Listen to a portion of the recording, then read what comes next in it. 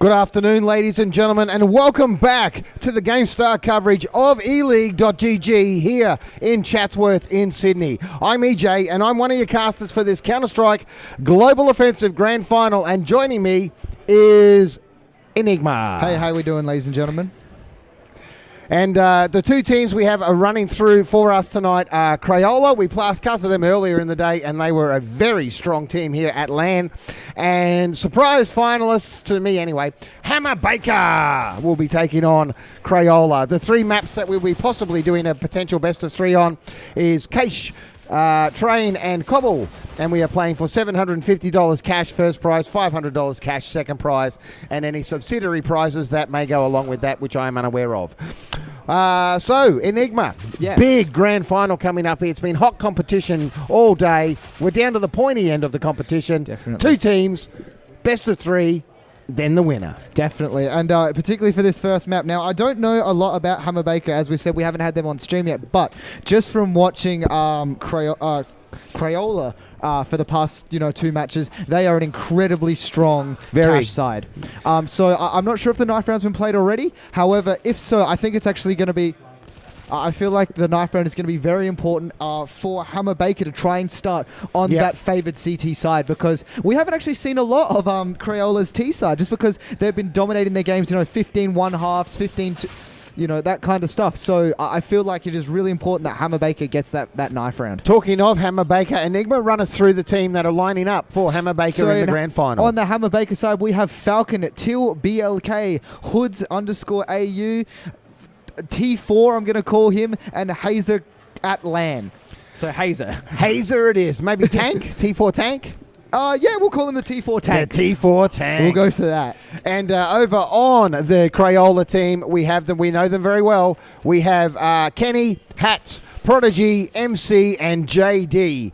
And what we saw earlier in the day, particularly Prodigy on the AWP, was having a great game. We are live in 3, knife round about to start. Grand final action. This is the first map. As I said, best of 3. Cobble, Cache, and Train. Not in that order, though. I feel like the knife round has already been done because, as you can see... Oh, we're into the pistol round. Kenny has actually... Yeah, it has. So knife round's already been done. So Kenny is going to be the guy with the kit. And looking at MC, I feel like he's going to be heading towards the B side. No, sorry, he's going A with a Molotov. So they must expect that Hammer is actually going to be going towards the A, because not many people are going to buy that Molotov on the first round. No, it's a big push to the A side here by the T side. The Hammer Bakers, they sent no one over to B at all. So the 3 players waiting to defend here are about to have a very rude introduction.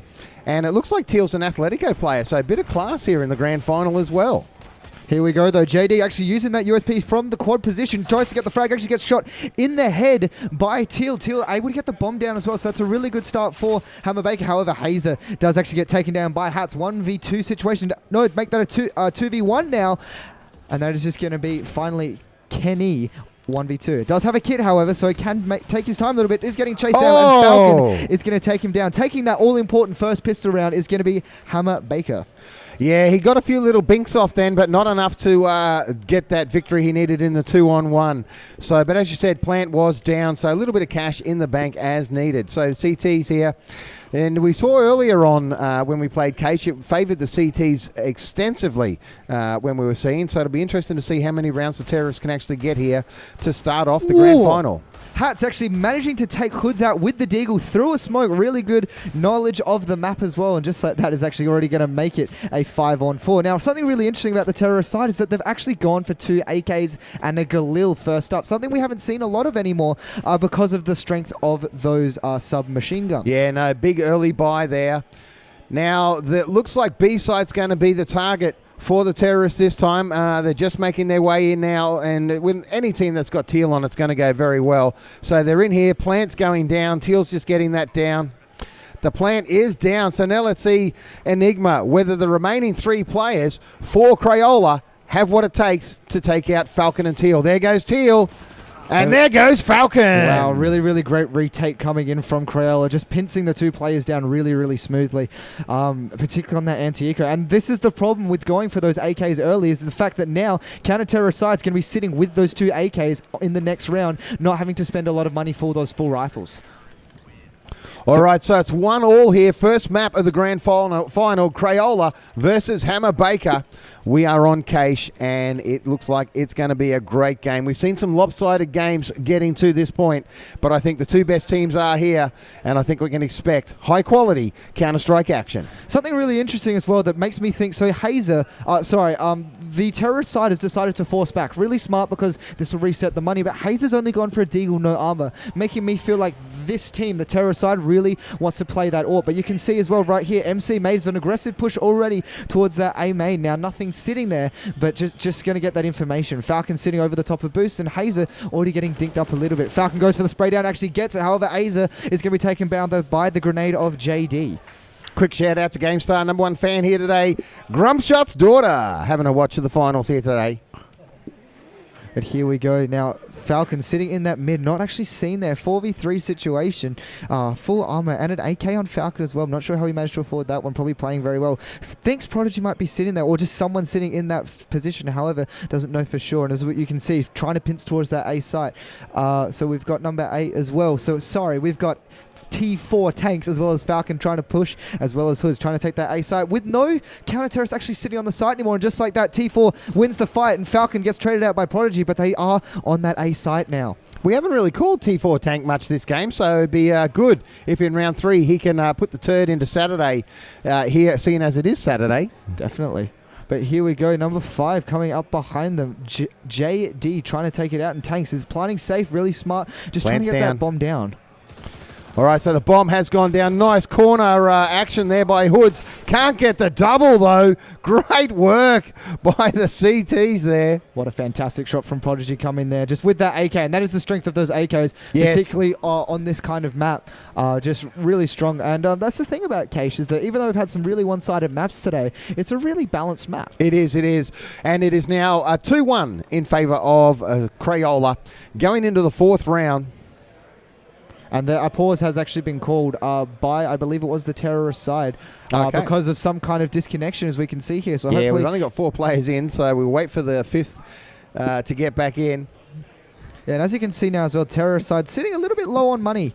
So just trying to maybe, go for that eco, try to build that economy back up. So hopefully, particularly because, as I was saying before, Hazer trying to save up for that AWP, which means that this team might kind of be somewhat reliant on that AWP, or just know that Hazer is a fantastic AWPer. I don't know. But as we can see, the unpause comes in, and here we go. See, it's interesting that as well. When we look at it, we got Kenny. No, it is Hudson, sorry, as you've said. It was Prodigy earlier in the day who was doing the very aggressive AWPing and very powerful AWPing. Anyway, we're unpaused here, so round 4 getting underway. 150 left on the clock. Yeah, definitely. And it looks like, I thought we were going to see a bit of a B push there, but it might have been a bit of a shimmy and a fake. They've just dropped the bomb. I think they're going to push forward and try and get one of the early picks here. And then that will decide which point they're going to probably do their push on.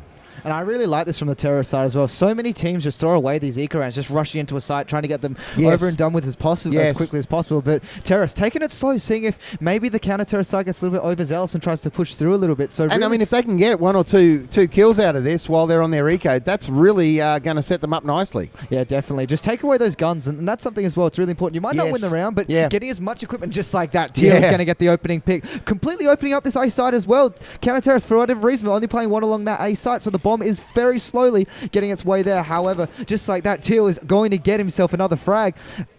Hazer trying to use that deagle, does actually get taken out by Hats, but the bomb is coming through. Falcon just trying to get a little bit annoying. Falcon planting the bomb, and the terrorist side just getting a little bit annoying towards that B site. So really smart stuff, just trying to cut Teal's those rotates. picked himself up an AK there off one of the Crayola players, so that's going to help him defend this point a lot better than just the pistol he had to start with. There he goes, getting a couple of shots off. Oh, the off shot of Hats goes past him. They picked up another. This could be a brilliant eco round for the Hammer Baker boys. And we're going for the defuse straight into it. They managed to do it. I got a bit excited there for the Hammer Baker boys, and they let me down and died. Oh, see, I understand what you mean, but Hammer Baker just really, like I said, really good stuff. Look at the money on their side now, able to buy up anything that they want with full utility. Yep. And if you look at the money on the counter-terrorist side, MC, only 2,500 after armor is going to be struggling, has to get the drop from the teammate. So really close game, even though it is 3-1 towards the counter-terrorist side. Those terrorists building up an economy, able to hopefully pull it back in this round. All right, round 5 underway here. This is grand final action. Quick shout out to the sponsors, Asus, AMD, Corsair, and of course broadcast partner GameStar bringing this grand final action to you. Oh, there's an exchange of orbs there, and Hats comes out on top. Yeah, really good stuff from Hats as well. As you can see, B-side, knowing that there's playing a lot of middle presence, just getting a little bit aggressive, trying to scope out, see if they can push through, see if maybe, that they can find an interesting pick. Now, nothing's going to bite, but it's just these small little adjustments the team will make throughout the day. So, really good from both sides. A 5-on-3 situation in favor of Crayola here. 1 minute 12 left in this 5th round. It's now a 5-on-2, and again, Teal, last man left alive, or one of the last 2 left alive with hoods.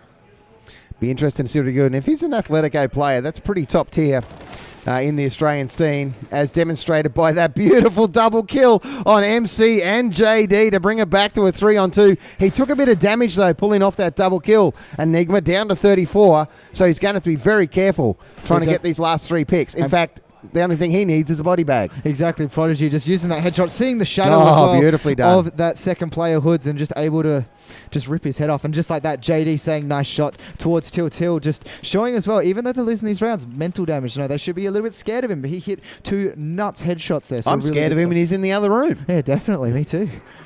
I'm not a very good player in saying that, but...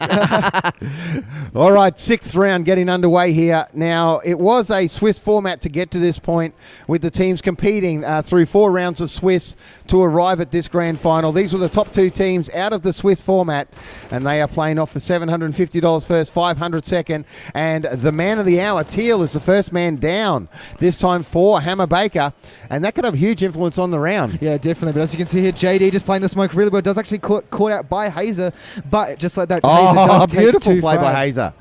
Prodigy and MC left. MC managing to sneak his way into the connector, and just like that, take a second kill. All right, it's a 1-on-2 situation. Hazer pulls it back to a 1-on-1. Prodigy versus Hazer for the 6th round. Prodigy with the AWP gets the shot off. We were boasting about his AWP power earlier, and T4 Tank knows exactly what's coming for there, or Hazer, whichever one we're going to call him. I think we go with Hazer. Hazer? All right, just like that, fakes out the plant as well. Tries to go for the frag, trying to bait it out again. Drops down, really smart stuff coming out. However, whiffs the spray. Both players now with their pistols out, trying to work their way around the box. Or not coming back out. Oh, great play! T4.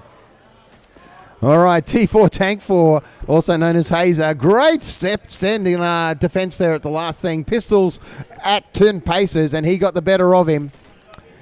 And that brings it back to a 4-2. That's a much better position for them. They didn't want to allow Crayola to just start creeping rounds ahead of them here. They want to stay in touch before the changeover of the half. Hopefully as well here that they can actually get this anti-eco, because the money's been so tight and the rounds been so close. And T4 Tank just able to rip straight through that mid as well, through the wall, into the head. Hat's just lost his head and his hat in that one. Yes, he has, but Prodigy able to pull it back with that deagle shown before. And JD as well with the USP. Kenny as well. Frags coming in from everywhere. Able to finally get the trade, but down to a 2-on-2. JD's also picked himself up an AWP, and Hazer has no idea he's behind him. Goes and wow, it's down to Falcon. Inspecting the so we've got the 2 players there, and you can see on the mini map Falcon just making his way across towards B through the connector. He's got 1 player just shadowing him. They can probably hear his footsteps. In fact, they did hear his footsteps and dropped the bullet in his head. JD just able to pick up that AWP during that round and just use it to an absolute T. And is he going to see? No, he's actually going to throw it off. So I'm surprised there. But again, dedicated AWP. Well, he's not there. Yeah, he's not their normal AWPer. So they've thrown it off to Hats, and we'll see what Hats can do for us. So 7 rounds down. We have Crayola leading 5 rounds to 2 over Hammer Baker.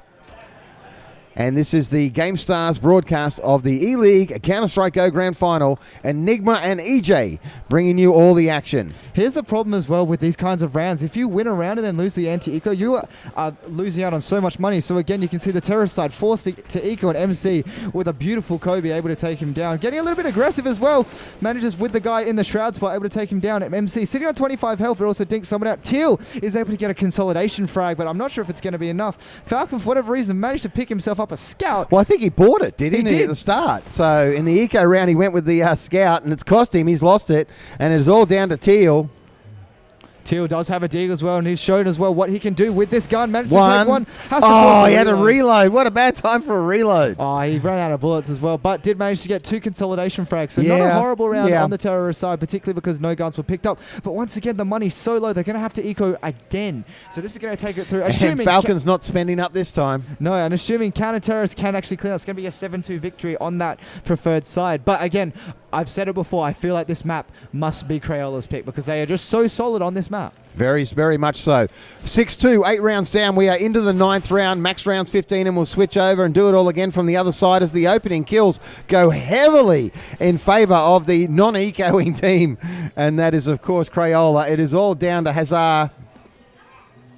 Did he try and shoot him? No, so he was in checkered. I thought that was a bit weird, but Prodigy is going to clean that up. And like I said, 8-2 now. So terrorists really need to make this gun round work. The problem will be if they win this gun round and then lose another one, they're going to be forced to eco again or forced back. So it's getting to the later part of the half, so they are going to have to start chaining some rounds together. And the problem with that, once again, is that the CTs are building up an economy. You know, you've got people sitting on excess money, more money than they're actually going to need, so could drop if players are getting dropped quickly. So terrorists need to start chaining rounds together. All right, so a bit of a change up here from Hammer Baker. They're just holding the bomb back. They're just probing forward with a couple of players just to see what's out there, see if they can get an early pick to decide where they're going to push. And they did get that early pick, Enigma, taking out Hats. Yes, they did, and Hoods is going to take one. Falcon, sorry, I apologize. I'm not sure where that counter-terrorist player is, but does finally get taken out. 2v4 I'm pretty sure Hoods just shot his teammate in the ass then as well. Always accidents happen, however. I don't think it was an accident. Not with Hoods involved. Trying to get onto that site by himself as well, trying to go really aggressive, tries to get the frag, actually stops shooting, thinking he already got the frag, and that's something that a lot of players accidentally do. Prodigy going to try and make something of this round, or is he going to decide to save? You can see the little bit of the shake as well, trying to get some age. Well, their money's not too bad, so he doesn't really need to try and save this gun, does he? I think he's going to, but... Oh, well, as you can see, if he does save this gun, he can then drop one for Kenny as well. MC can buy himself up, and Hats can drop one. So he's going to try and save the gun, not for himself, but purely just to try to help his teammates. Does have a grenade out, and he's got a player coming towards him.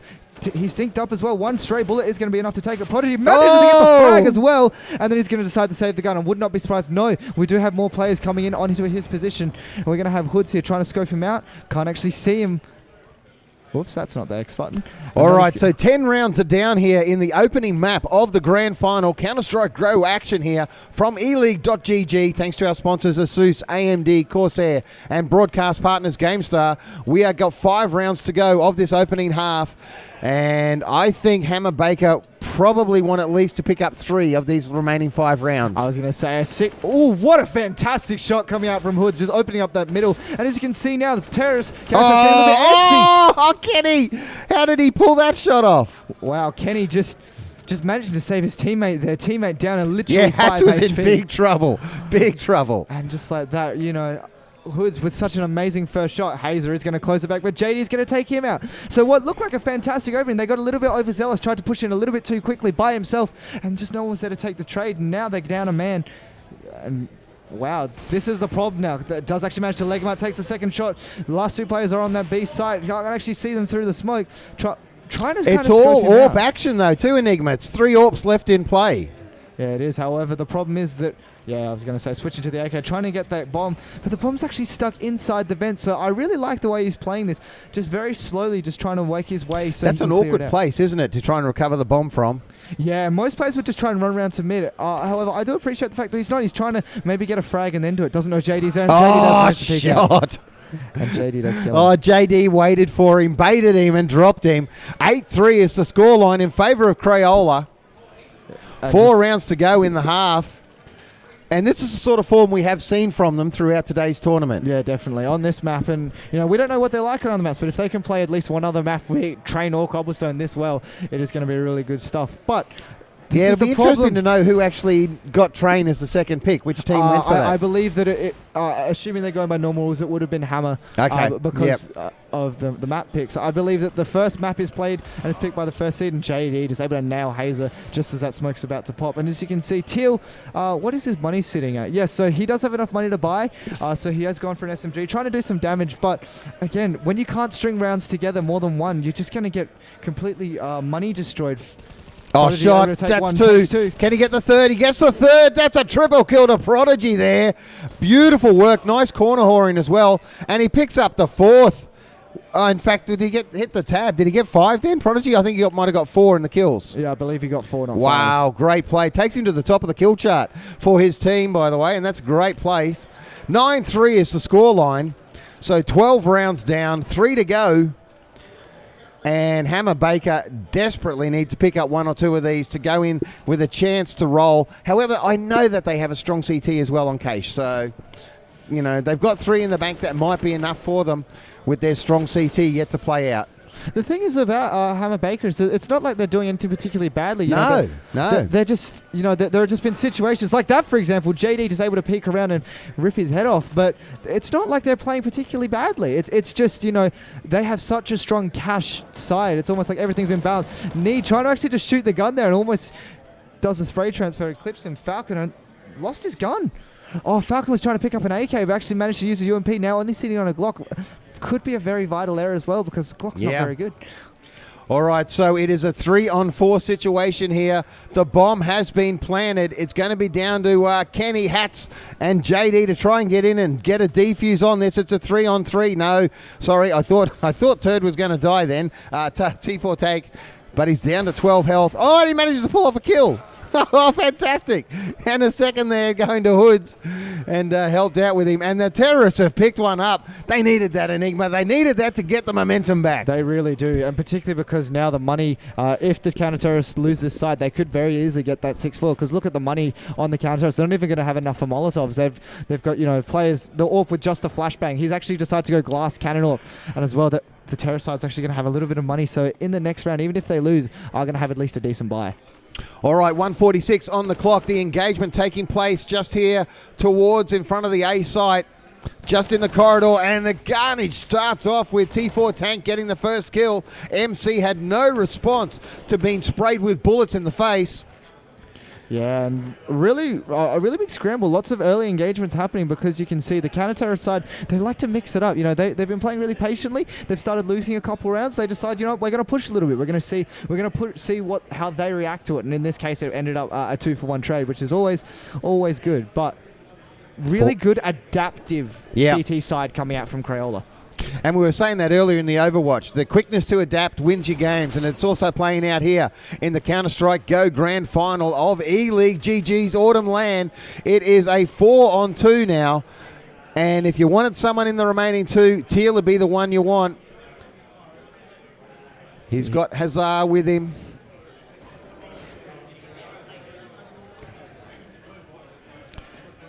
Just pushing across. Really good stuff coming out for the CT players. And what they don't know is the fact that the other 2 CTs are actually sitting towards mid. Now, Hazer has actually seen them. Gets the spray down. Can't actually get the second one. So it is going to be a 1v1 situation.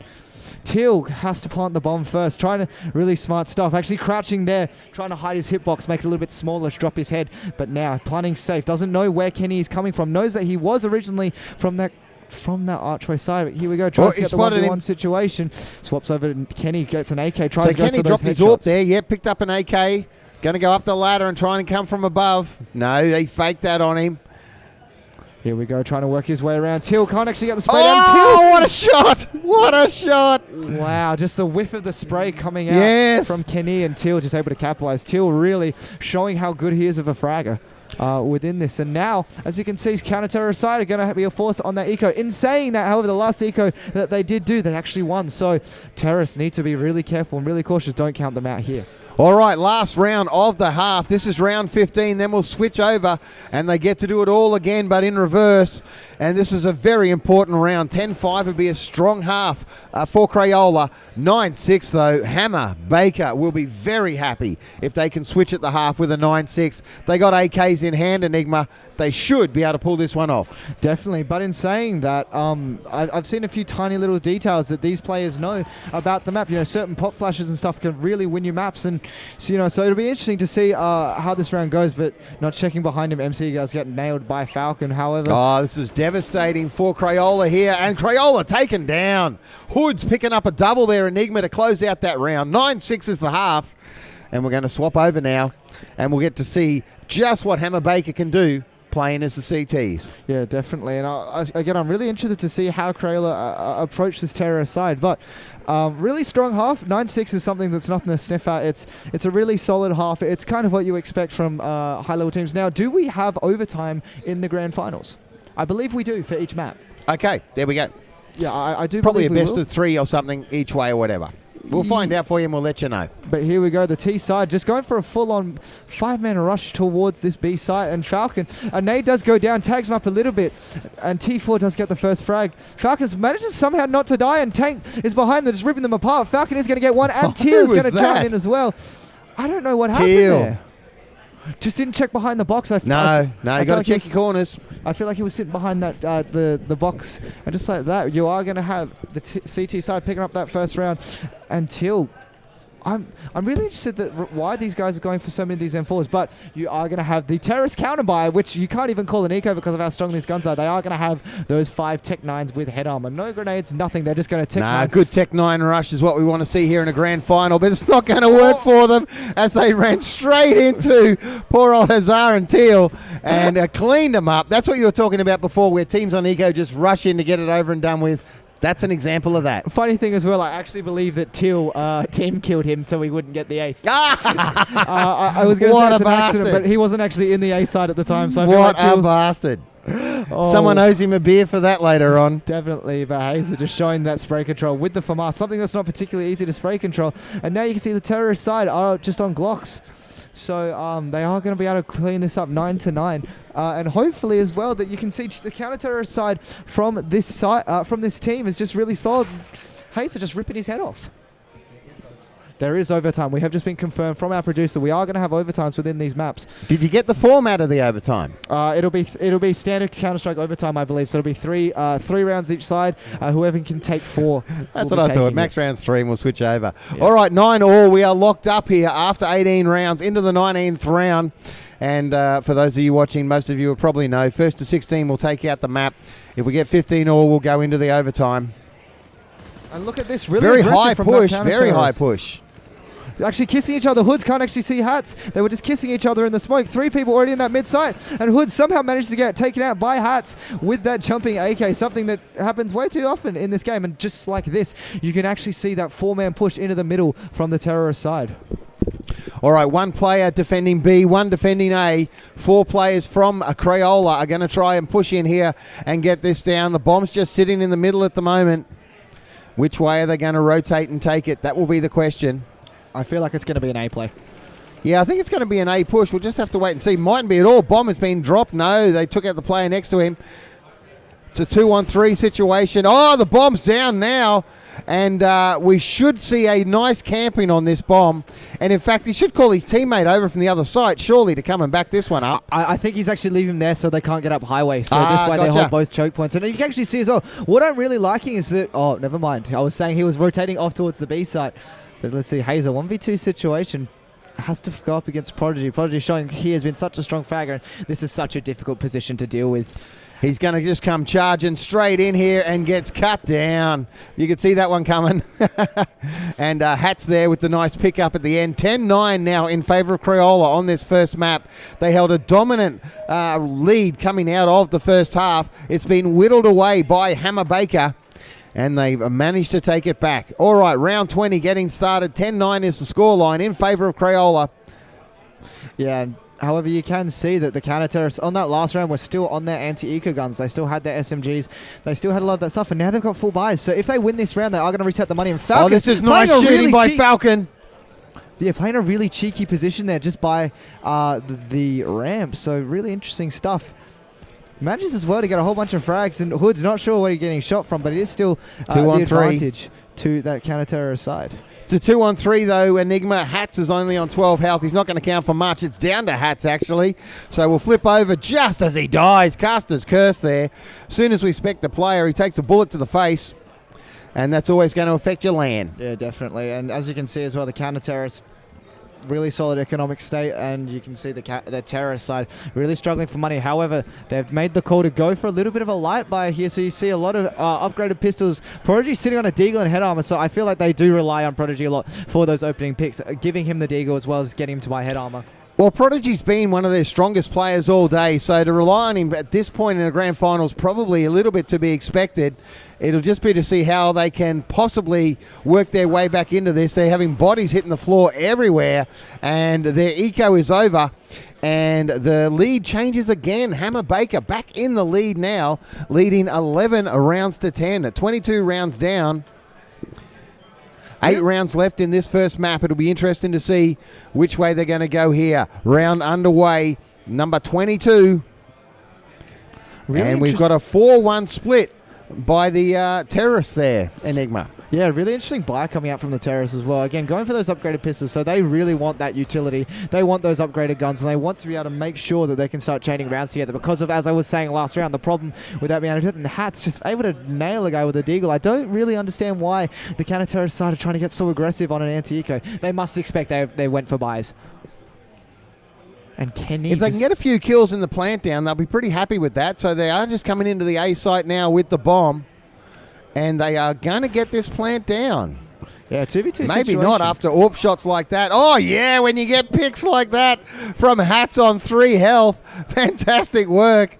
So it is all down to T4 Tank and his AWP now, Enigma. Call us through it as he comes in to try and retake this A site. Here we go, and really, really smart play coming out from the terrorist side. Just planning for that A main and sitting both players there. They know that this man is an AWPer, so they're just going to try and just play the time. And this is really smart, particularly when you have the gun disadvantage. Tapping the bomb, T4 Tank he does, and actually thinks he's going over towards the highway. So he expects that one of them is going to be in there, so now has to hold the bomb. Actually doesn't have a kit and sees a kit in front of him, doesn't even pick it up, closes and opens and then closes the door again. I'm not sure he is going to go for that save, and Hats is going to try and chase him, can't actually get through the door and is actually going to be able to get away. T4 Tank able to take him down, but Prodigy from the other side is actually going to nail him, and that's going to be the terror side pulling it back, equaling up that score now. A fantastic close grand final is unfolding for us here at eLeague in Sydney. Huge shout out to our sponsors, of course, Asus, AMD and Corsair, who are putting up the money and the prizes here today. 11 all, we are locked at 23 rounds, or 22 rounds down. We are into the 23rd round. And we just have to wait and see what's going to happen. A fairly spacious start from the terrorist team. There are 2 going round towards A, a couple in the middle, and 1 player coming just down the left-hand side of the map towards B. Yeah, and really interesting mid position coming out. Even though they've been punished for it a few times, they are still playing with that 1-3-1 strat, which is seen by a lot of your high-level teams. However, there's a bit of an aim duel going on through the door between Hazer and Prodigy, but just a little bit of damage on both sides. Prodigy coming out on the top of that, and just the terrorist side bunching up towards that A site. And the benefit of having a 1-3-1 strat is when you've got such solid aimers like Hazer as well as T4 Tank with that AWP, you can afford to play 1-3-1 because you know that this guy's going to get at least 1, if not 2 frags before dying, and then you can have that quick rotate. And but that'll you can swing it, swing the match. You can see Falcons already rotated off to that B side, so they don't expect this A play coming out from the team. And there's just stacked up JD and Carmody, but TL is going to be able to take MC's caught in the middle there, and goes down. MC had no chance then. He got himself terribly out of position. And unfortunately for him, came off second best. It's a 3-4 on 2 at the moment. Prodigy and Joe doing their best to try and hold out here. Teal's pushing in on top of them. Oh, and they get the bomb down. Great work. Absolutely great work.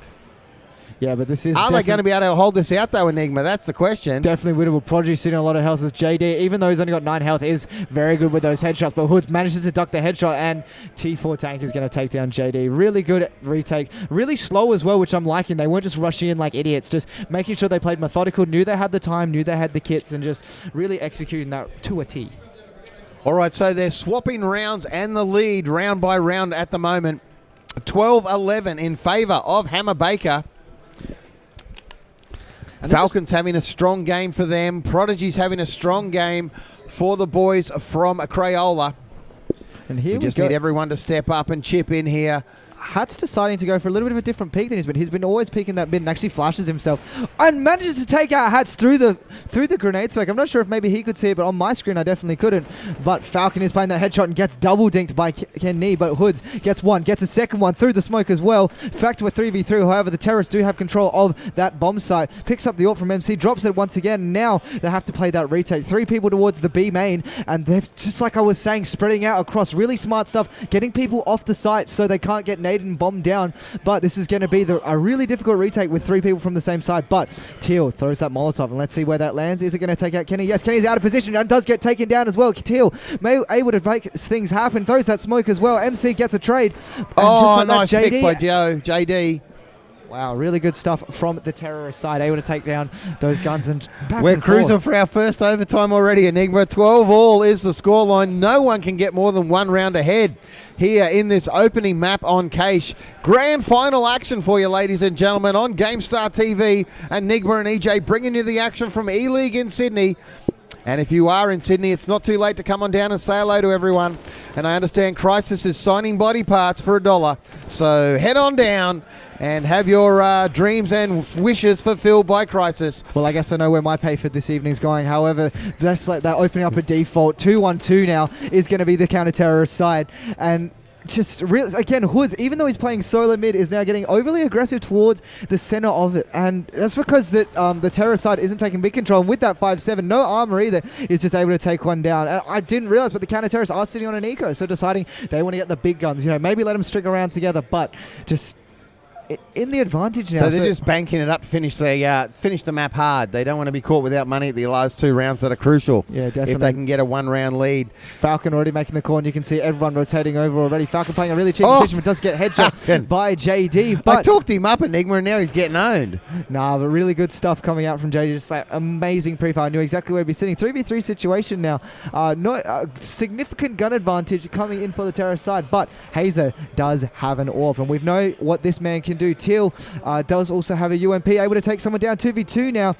Let's see how it goes. Kenny is playing that headshot position, tries to poke out, doesn't actually get the headshot, does get a headshot himself, and Teal does actually take him down, but the grenade from Hazer is going to take it. And on the eco round as well, they are going to be able to take it. There is going to be enough time on the defuse. Hazer, with that beautiful Karambit Crimson Web, enough more money than my laptop is worth, is going to be able to defuse that bomb. All right, the slow non-kit defuse just gets the point done there by Hazer, and beautiful work. 13-12. That eco may well have served them, because they're going to have the guns now to possibly get to a 14-12 lead and then play for the win after that. And we do have an eco, though, from Crayola. Yeah, look at the money on this counter-terrorist side as well. Because of that eco round, you know, T4 has got at least a full gun's worth, and after this, they're going to be able to buy. But number 1, Kenny, is actually making an aggressive play towards that Squeaky. He's been playing this a lot and just trying to cause hassle. And I really like how Hammer is actually just opening up their defense. So, you know, they're now playing 3 towards that middle. Before, they were playing just the 1. So they're kind of adapting, thinking of where they believe the enemy's money at, which is a really, really solid sign. But if they get this anti-eco properly, which, you know, might not happen. We've seen what some of these players can do. They are going to be at 14 rounds to the 12 of the terrorist side, which the terrorists might also, once again, not have a full buy. So it'll be interesting to see how this goes. JD swinging back, picking up the bomb here, going to bring it down towards the B side. He's got Hats with him. Kenny's over at A, just trying to make sure there's some distraction so they know what's going on. Plenty of time on the clock. We just passed 54 seconds.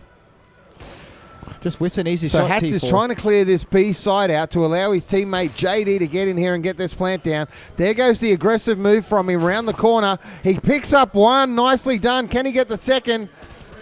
No, he can't. Up on catwalks, drops him. And that's a round to the counter-terrorists. And that was the one I was saying. They needed that. They saved their money, Enigma. They got it. They picked it up.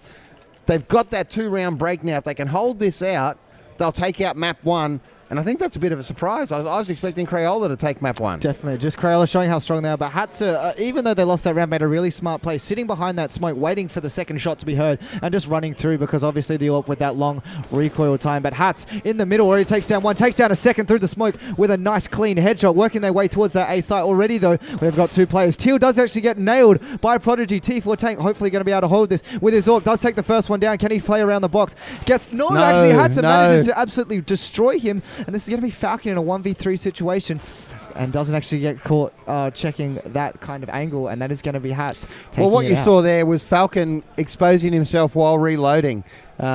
which is probably not a good thing to do. Yeah, definitely. He didn't expect him to be playing that off angle, and that was really smart from who was that? Sorry, that actually did that. Someone. Yeah. Player. So the terrorist player played that really well, sitting at that off angle, because at this level, these players know the angles. They know where they should be pre-aiming, and so sitting at an angle like that means they're going to have to rely on their twitch aim. But as you can see, a really aggressive play coming out from the terrorist side. 5 people already flooding onto this A bomb site, and you can see the counter terrorist caught a little bit stuck here in the middle, but already we've got some players rotating towards that A site. All right, bomb has been planted at A, and the boys from the CT now, let's see if they can rotate through into this site, get the defuse, or at least they'll kill all the players for the defuse. He won't be taking any further part in the match. That was Hoods. It's down to 2 players now. Teal, he's had a great game, Teal. T4 tank goes all down to Teal now. Teal versus 3. Teal goes down. We are locked up at 14 all. Can you believe it? First map. What a cracker. Yeah, and Counter-Terror's side are going to be forced into a bye here, but they did have a fairly decent economy. But even saying that, 3 AWPs, a 5-7 and a CZ, that's enough to destroy anybody. But as you can see on the Counter-Terror side, all AKs, meaning they want to play that close to like that mid-range game side, not feeling like they're going to need the AWP presence. And once again, a really aggressive play towards A. And once again, the counter-terror side now only just luckily behind that smoke rotating on. But as you can see, Hazer is able to nail 3 of them, with Teal as well, able to just absolutely destroy people. And that's somehow, in the period of about 30 seconds, is now a 3v1. Yeah, JD doesn't realise that no one was at the point. He could have pushed in there and at least got the plant down. But, when you can go back and snap someone in the face with your AK, it's not too bad at all. And wow. So it's a 1-on-2 here. They're both on full health. All players are on full health. Yeah, and as you can see, JD playing it really smart. Kind of faked a little bit of a runaway, expecting to maybe be heading towards that B site. Now you can see they're a little bit zealous. Who's that? Falcon is still on the site, however, and he's going to be able to take him down. That's going to be Falcon tying it up. So 15 rounds, match point for the counter-terror side. But as you can see, with the way we've been going, we're going to hit 15 all, and we'll have our first overtime of the afternoon. Definitely. If you want any shout-outs, let us know on Twitch, ladies and gentlemen, and we'll get the message out and get the calls done.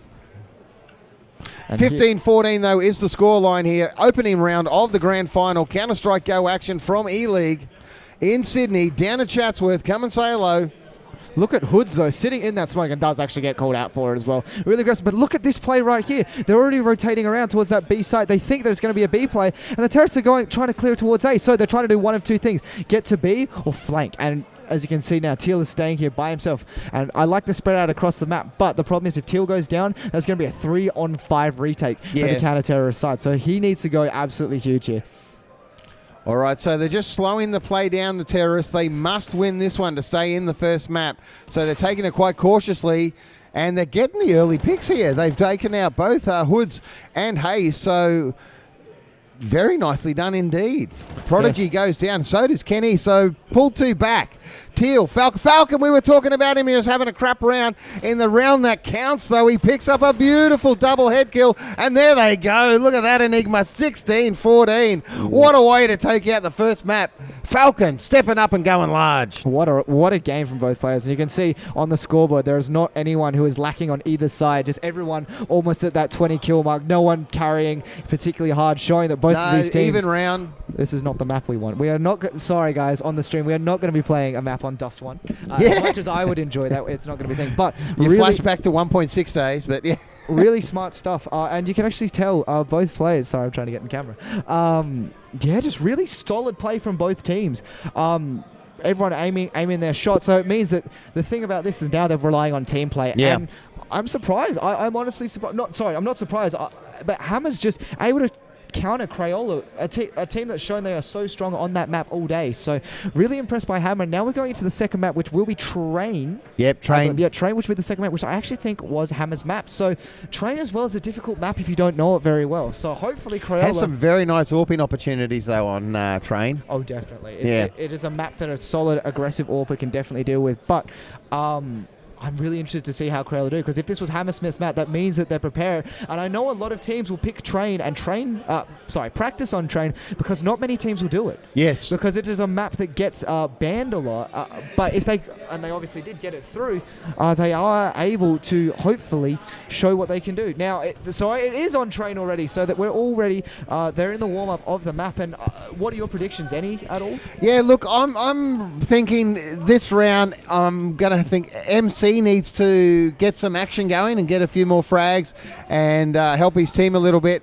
But I'm going to stick with Falcon. I think Falcon's really coming through strong in that last round and is going to continue that form here going into train. Yeah, definitely. I feel like some of the key players on this map as well are going to be T4 Tanks and the man Cats, because as you said, this map has a lot of opportunities for not only aggressive AWPing, but just adaptive AWPing. So, it's really easy to be able to play 4 or 5 different positions, in 3 rounds with an AWP. And if you can keep that slippery JW from Fnatic Godsend, whichever one he's on now, if you can keep that kind of pressure on a team, it's really difficult to deal with when you have no idea if you could be peeking into an AWP or nothing. And while we're waiting for the ready up, Enigma, what are the keys to train? So the keys to train are definitely taking that inside control on the A site. So yeah. If you let me get the map up. So if you can try on the terrorist side, if you can take control of this area here, you're going to have a lot easier time on side that A site. Pick the players coming through the connector. Yeah, definitely as well. If you can take, I guess, early Ivy aggression, this here is going to leave you a lot of chance to go either onto that A site from behind if you have this pressure, or if you have pressure up here, they can then snake all the way around and flank. I've seen teams as well do separate things where they can actually go into the site. So they'll sneak around here and then go into this site and then fake onto B. Yeah. So this map, yeah. if you've practiced it, has lends itself to good fakes. Yeah, it has a lot of opportunity to be very slippery on the terrorist side, which is why as well, in Pugs, this map is definitely considered a terrorist-sided map, because if you are not playing in a cohesive team, it is very difficult to deal with some of these pressures. All right, so knife on 3. Here we go, ladies and gentlemen. Second map of the afternoon's grand final. You're listening to EJ and Enigma on GameStar, bringing you the grand final from eLeague. Again, thank the sponsors who have made all of the things happen today: Asus, AMD, Corsair, and the broadcast partner, GameStar. Thank you for watching. Don't go anywhere. Counter-Strike Go action here, then the Overwatch Grand Final, and then closing out the night, we have a Rocket League coming up here from eLeague. But who cares about that? At the moment, we care about Counter-Strike, and it is eLeague Grand Final time. I love what the counter-terrorists are doing here. They're kind of just sitting there. Prodigy typing in chat, 59 minutes to get to us, boys. So they are not going to move, and this will be interesting. This is why I like it when there's timed knife rounds. Going down the list as well, we'll talk a little bit about some of the cosmetics here, and you can see almost every player has some kind of knife. You've got some very expensive Karambits, some M9s as well, but I'm going to go in. Oh, there goes a kidney. Oh, there goes a throat. Can't do much when your throat gets cut, Enigma. Bleed out in the concrete, that's about it. I don't understand how Falcon... Oh, it must have taken fall damage. Oh, terrorists win. Okay, so that is actually a very big deal, particularly because, again, I don't know how much Crayola has practiced this map. So starting on the counter-terrorist side, it's a little bit easier as well. You can get ideas for strats. But, I mean, a team... Oh, hello. A team of this kind of caliber is actually going to be able to really adjust, and I'm sure they've done some practice on this map. But as you can see, no kit from the counter-terrorist side. That is very risky on this map. All right, pistol round underway now. Here we go. The CTs just setting up a fairly solid spread out defense. The T's are coming straight into the B side here. Very heavy, aggressive push. They drop 2 on the entry to the site. The bomb has gone down. The remaining 3 players trying to come across. 2 taken out, 3 taken out. Very strong round going in favor of Hammer Baker there. Wow. Yeah, wow. This is what I'm saying as well. A little bit of map infamiliarity I'm feeling because they went for the 5 armors. Now, it's very common for counter-terrorists on this map on the pistol round to buy just a grenade and throw it up onto that B to stop any kind of rush, because if you do get tagged with a grenade, not only does it deal it's damage... almost game over for you. Or it's not only does it deal damage, but it slows the push down, giving you enough time to actually adjust, take the shots, and makes it a lot easier. But so they're playing the exact same strat again here, coming down the long corridor to the B site. And here we go. They've taken the first pick to get through there. Bomb has been dropped, though. Nice shot by Hats, taking a headshot on Falcon to leave the bomb just to the right-hand side of the train. Left-hand side, I should say. Right-hand if you're coming from the RCT side. One of the sides of the train. But if you look at this here, JD is going for a cheeky flank, trying to get it, but however, Teal. No, nicely done. Take Teal's head off. And now sitting behind them. Really difficult position for some of these players now.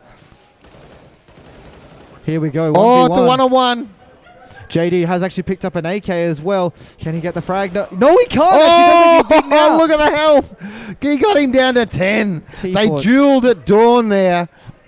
And it didn't quite come off for him. T4 Tank probably shaking a little bit after that, managing to control that Galil spray and just a bit of a whiff coming through from, I believe it was Hats. So really good composure coming in from T4 Tank, and now they're forced onto a full eco.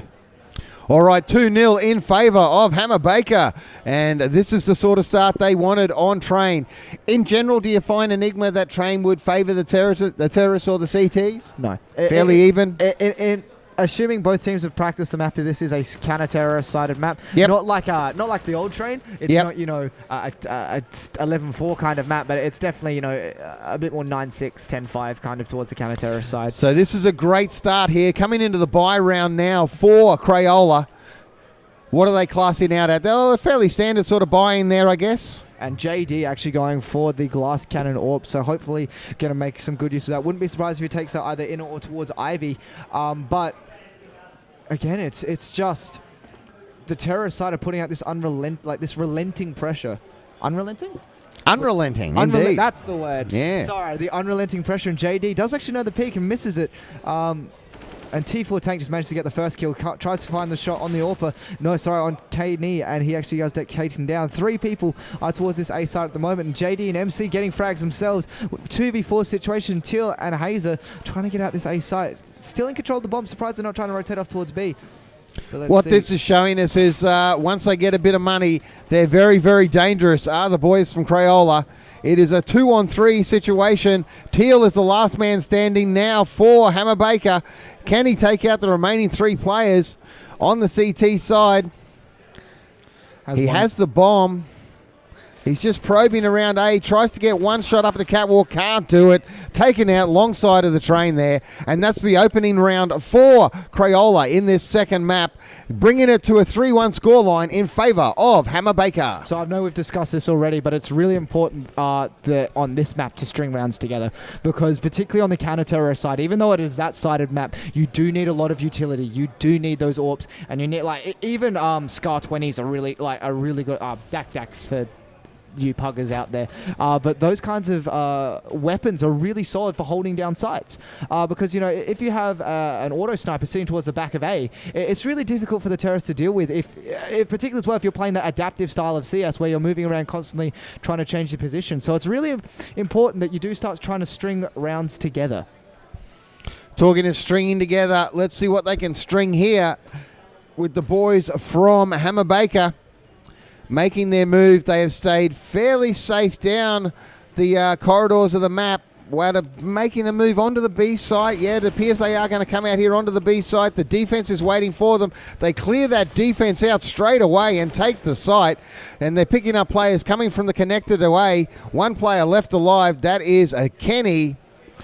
And look at this. He's just starting to go for a save. Really smart stuff from Kenny. After just coming off their 3 rounds, first buy round, he doesn't want to lose his gun now. Exactly, because you need the heavy utility. Like in this kind of map, sometimes it is actually better to completely forego a rifle and just go for some kind of pistol. Here comes Falcon. He's not looking. Falcon might get him. He's not looking. Falcon gets him. Owned him in the side of the head.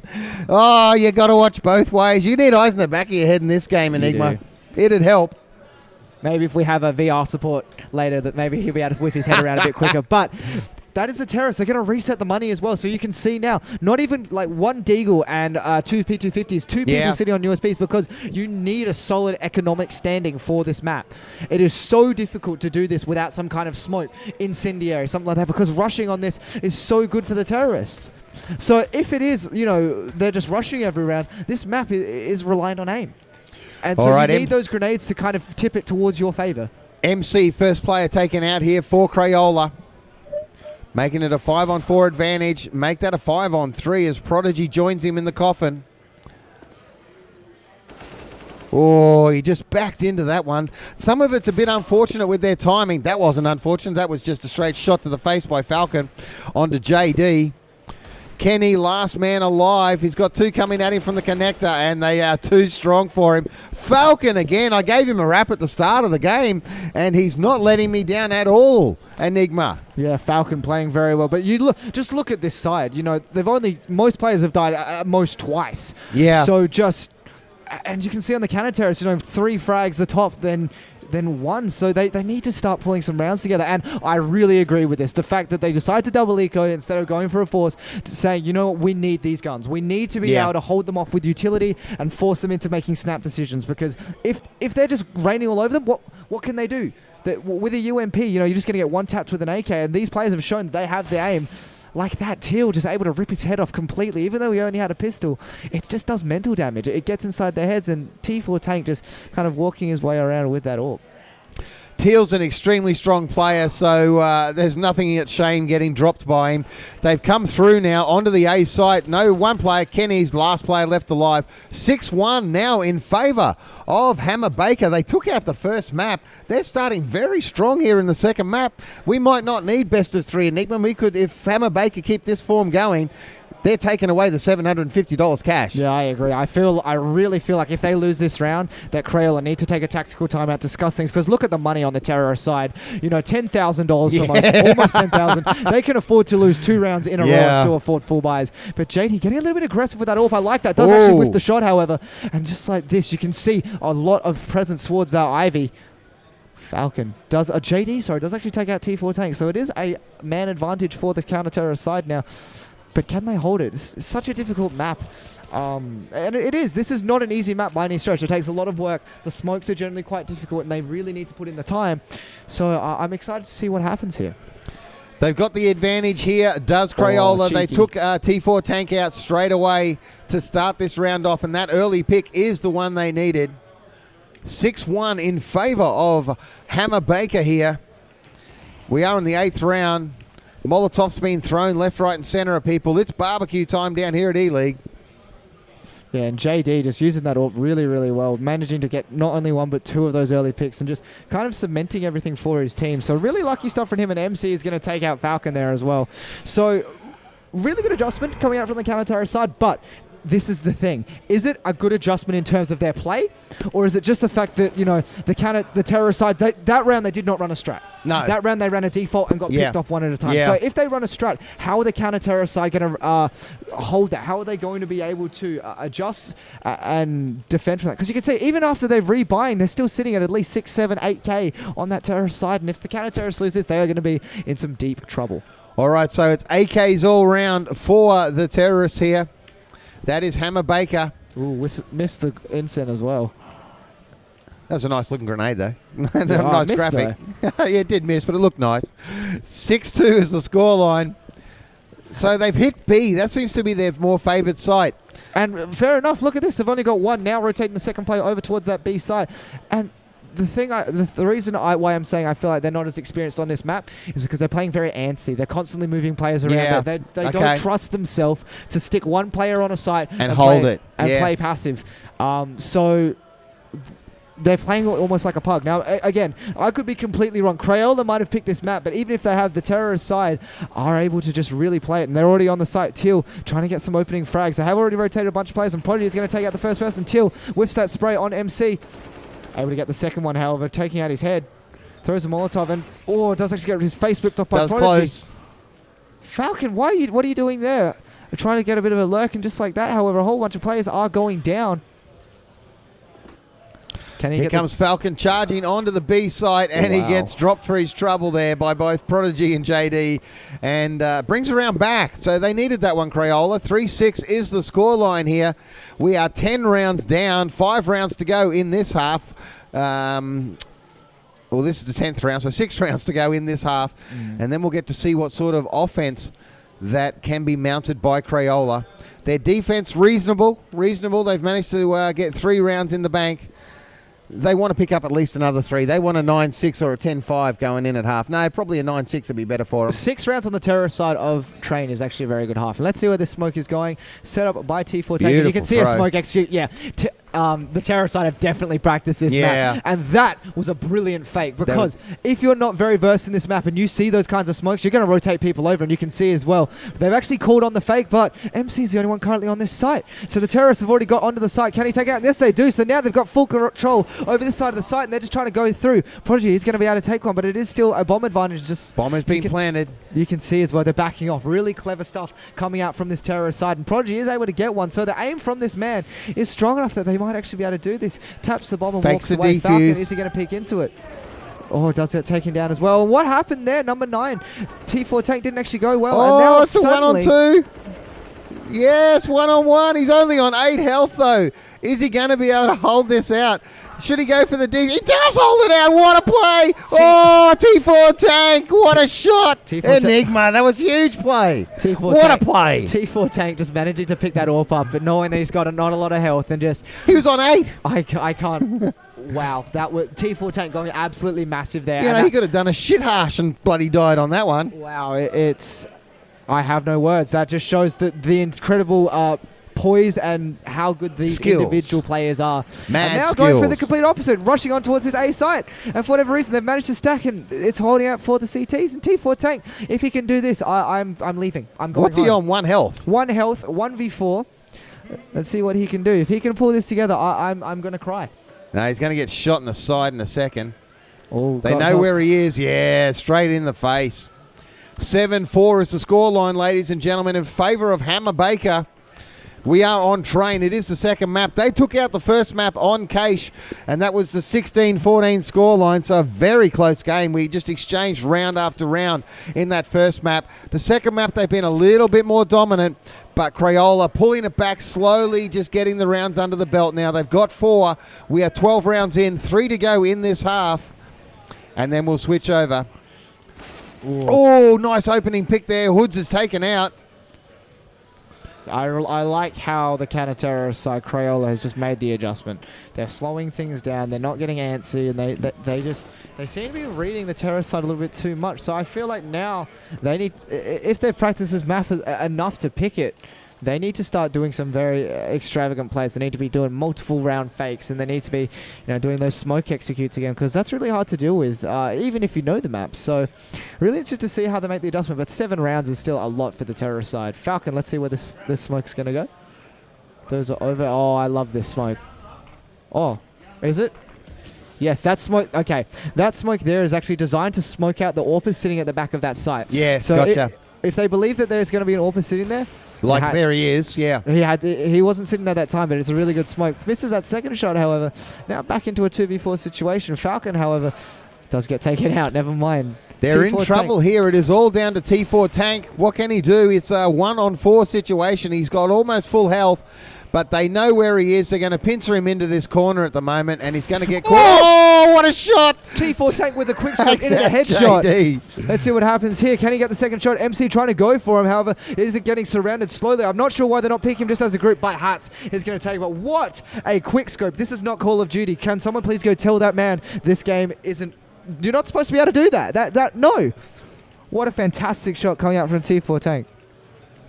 All right, 7-5's the scoreline here. Crayola are pulling the rounds back slowly, and they want them. They want these last couple of rounds. An 8-7 half would be very favourable for them. 3 rounds to go, and then we'll switch it over and attack from the other side. And it's gone back to their original strat they started with, Enigma, and that is a straight solid B push. Yeah. And it has not worked for them at all. It has not, and that strategy was very hard. Like on this map, unlike others, unless the team's getting very antsy, it's quite difficult for you to get in. So, throwing those rounds, trying to do that kind of stuff, he was just trying to get the bomb plant down. So I appreciate that. I understand what they were trying to do, but it doesn't work out this time. But you can see T4 Tank actually deciding to go for a glass cannon. So really thinking that he can do a lot of damage with that AWP, and I tend to agree. T4 Tank showing how dominant he is with that weapon. And you can see as well that they're playing 2 people towards Ivy on the counter-terrorist. No, sorry, just the one. Very standard setup coming out from the counter-terrorist side. So I feel like the terrorists should really be trying to anti-strat this a little bit more, trying to find something and just trying to diffuse this setup coming out from the players. All right, 1:27 on the clock. Penultimate round of the half. No one dead yet on either side. They're taking a very slow and steady approach here. T4 tanking. If he gets that shot off, he gets it away. He gets the first kill. Beautiful shot, actually. Hats is taken down.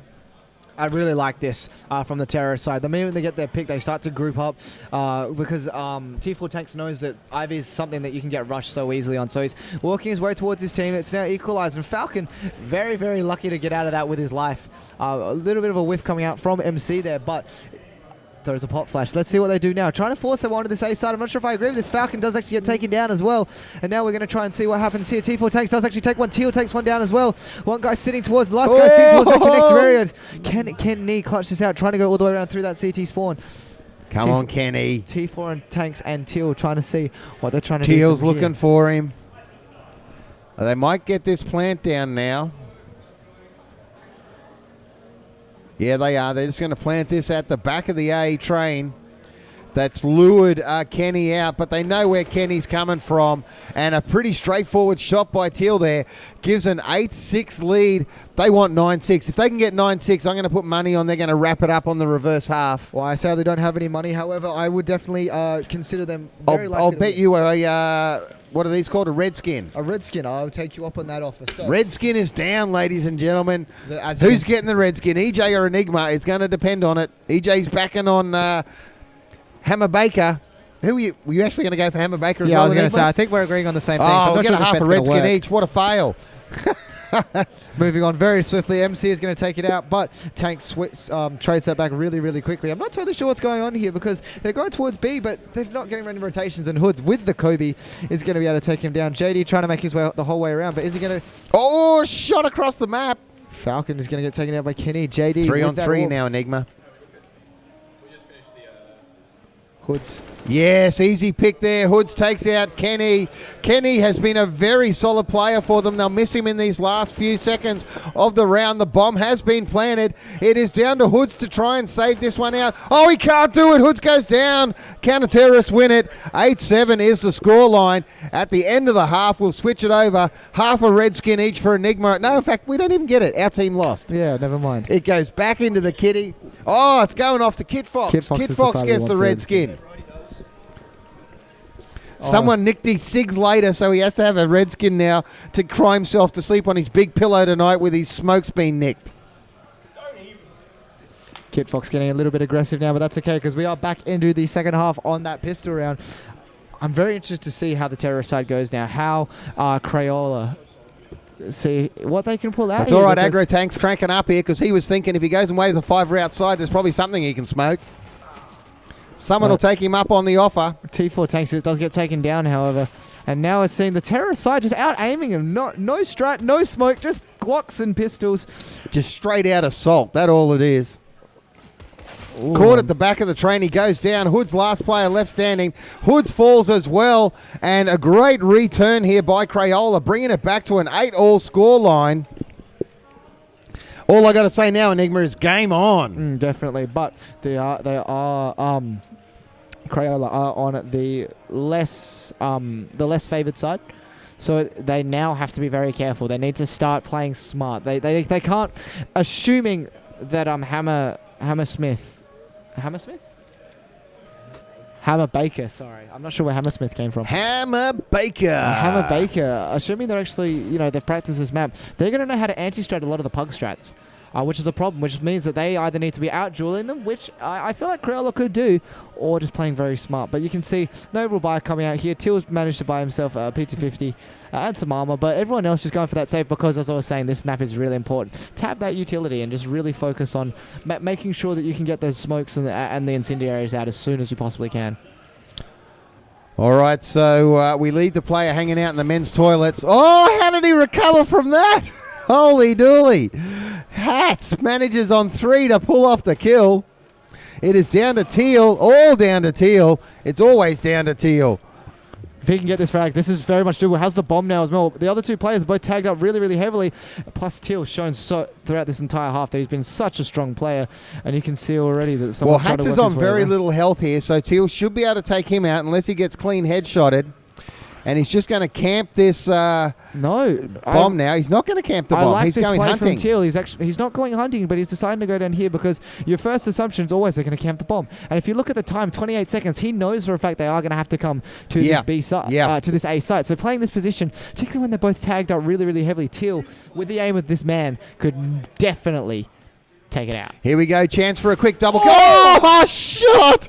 The man on 3 health. Hats there, ladies and gentlemen. Pulls off the big headshot and puts Crayola in the lead. 9-8 here on Train. Hats just with an absolutely fantastic shot, ripping his head straight off of his leg. Free craniotomy's been handed out here at eLeague at the moment. Come on down and get one. 9-8 is the scoreline. Crayola getting 2 in a row here to start off the round or the half. Here we go, though. As you can see, the counter-terrorists, they're all just going to stay with the basic pistol, spreading out towards that A site. And Falcon, I like this play from Falcon. Falcon trying to push his way up a little bit aggressive towards this B site. Can't actually see the man there, but he's pre-aiming it really well. You can tell these people know. Now he knows there's a player there. So what he's trying to do is he's trying to get as much information as he can, and that way they can have a 5 stack. So even if they can't get as many frags, hopefully they're going to be able to... Let's see what they can do. And JD does actually get double dinked there as well. Hoods gets taken down, but JD sitting just on that 2 HP because of the USP, but Prodigy pushing onto the site. What can Tanks do here? I thought that was Tanks, but Hazer takes it out with the Deagle. Tanks takes out a second man. Shooting. Here we go. 3 versus 3. It's much aggressive round. Prodigy trying to make his way through. Tank takes out the guy towards the back, and Falcon trades the kill. 1v1 again. However, JD sitting on such slow health. Falcon does have that P250 in hand. What can he do here? JD takes him out. Hats gets taken out. How are these players doing this on such low health? JD was on 2 then and pulled off the kill. You can't think about health in that kind of situation. You know, I need to land this shot, otherwise it's going to be... got to land the shot. You're right. But the issue with that is that even though it was a complete eco, the counter-terrorist side completely removed the guns off of that side, bar 2. So that, as you can look, their economy's not that great for someone who's won, 3 consecutive rounds? 3 in a row. They've won 3 in a row to start off their side. It's the terrorists. And you can see from the CT side as well that they've got full utility. You know, they've got smokes, they've got grenades. Hazer's sitting on that incendiary grenade, and I believe... Yes, he's playing towards that IV area, so he can throw that towards A, just in case it's got people around. And I'm not totally sure where the bomb is sitting right now. Kind of sitting, spraying a pig. I don't really know what's going on here, but that's okay. He's probably trying to set up... No, he's just holding the Ivy push. Really smart. Playing nice and slow, methodical, and Hood's sitting up on top. And how did he see him? I don't know. I had the X-ray on, but I feel like maybe he saw just over the smoke and just managed to rail him straight through. So really good stuff coming out from Hoods. Just good map knowledge, I think. Really good map knowledge. Prodigy, though, able to take him out as well with that AWP. And Hazer, sorry, isn't going to be able to take it back. AWP shot coming out from here. Just like that, suddenly it's a 3v3. Hazer as well takes out Prodigy with the AWP. I'm not sure what Prodigy was trying to do there. However, MC has flanked already onto that B side. Try to take out Falcon. No, Falcon was walking backwards and has managed to take him out. 1v3 situation coming out from Kenny. Can he do it? Sees the first guy towards connected with an excellent headshot. 1v2 beautiful shooting in this situation now. Tries to go for the second guy. Does actually get it towards the Ivy. And that is going to be the counter-terrorist side taking that round back. 10-9 on the terrorist side. But look at the money on the terrorist side. Yeah. Nothing really there. No. Nothing really for either team as far as the money goes, so fairly even in that sense at this stage. And we're going to get machine pistol for the boys from and an AK. Yeah, but for Crayola. Let's see what they can do. They're just going to rush here. It looks like they're going straight down towards B. They get a few quick smokes away into A to act as that distraction. As Enigma said earlier, it's a great tactic. But here they come, pushing straight onto B now. They got one player standing in the way. That is Falcon. What can Falcon do? Falcon can die right at the back of the train. That's what Falcon can do. Plant's gone down. There we go. Plant is down. It is a 4-on-3 situation. Crayola really stepping up here as the terrorists on train. Fantastic play. Yeah, definitely. But this isn't over yet. T4 Tanks, we've seen what he can do, particularly now he has a UMP instead of that AWP. And there's not many guns. JD does have an AK, but if you can take JD out quickly, but nah, from that kind of range, you're never going to beat an AK. And that is going to be Kenny stepping up with a 4K in that round, able to take out 4 players of the counter-terrorist side and just force his team onto that side. Really well played from Kenny. That's helped their money a little bit.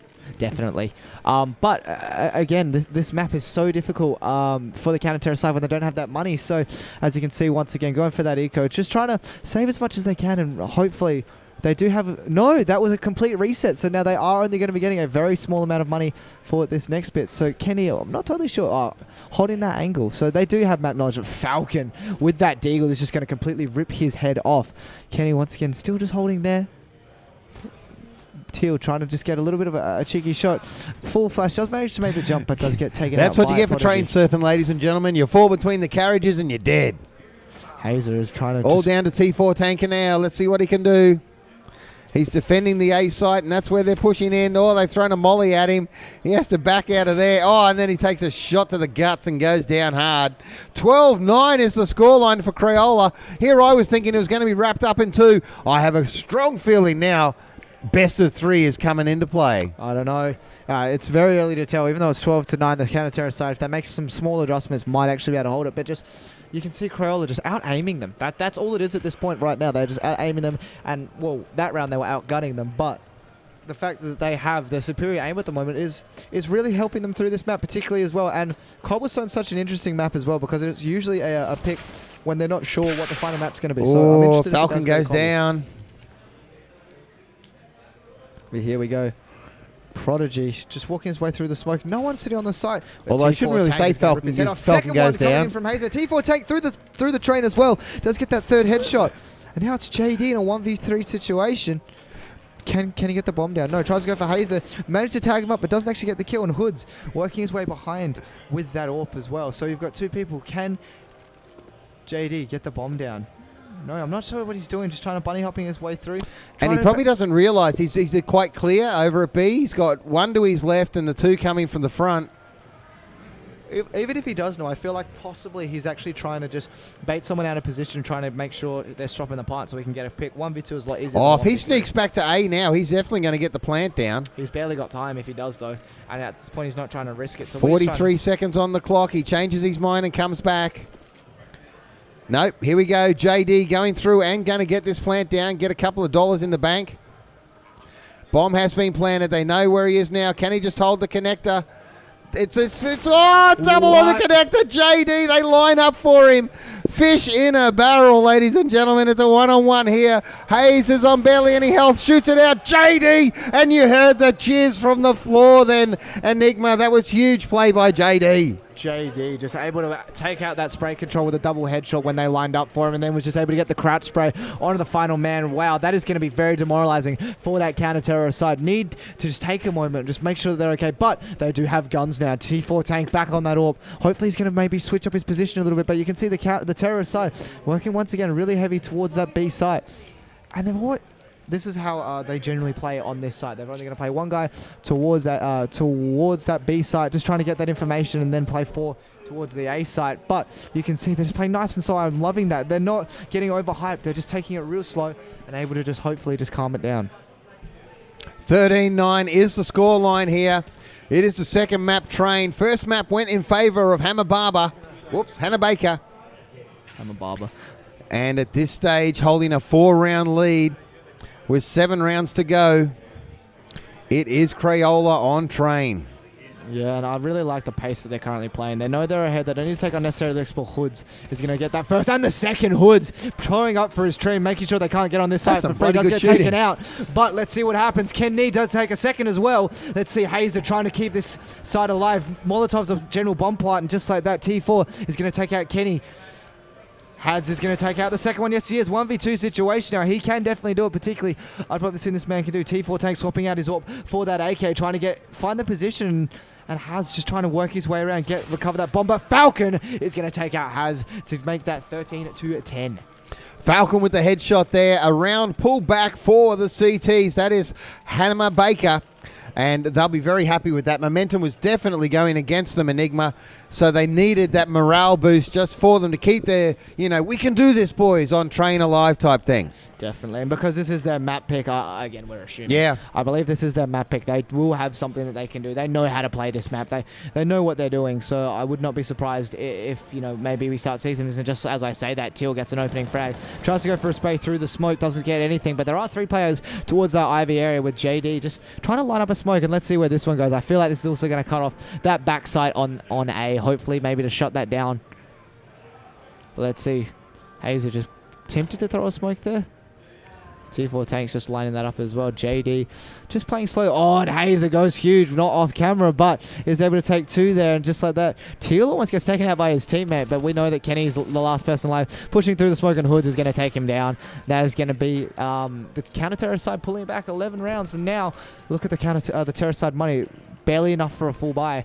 So let's see how this one goes. So you were more cautious in your approach, Enigma. I was a bit confident for them. I think you were right, though. 13-11. This match is still well and truly alive. Definitely. You can see as well the counter-terror side. Using their grenades really, really smart. Just making sure they're not throwing them too early in the round. And just making sure that they're able to stop those late round pushes, which, as you can see, the terrorist side's been very good about. Hads going for a really aggressive play, trying to maybe get some picks or catch them off guard. And you can see no one there, but this is an Ivy push coming through for that side. T4 Tanks does get a frag onto JD on the B side as well.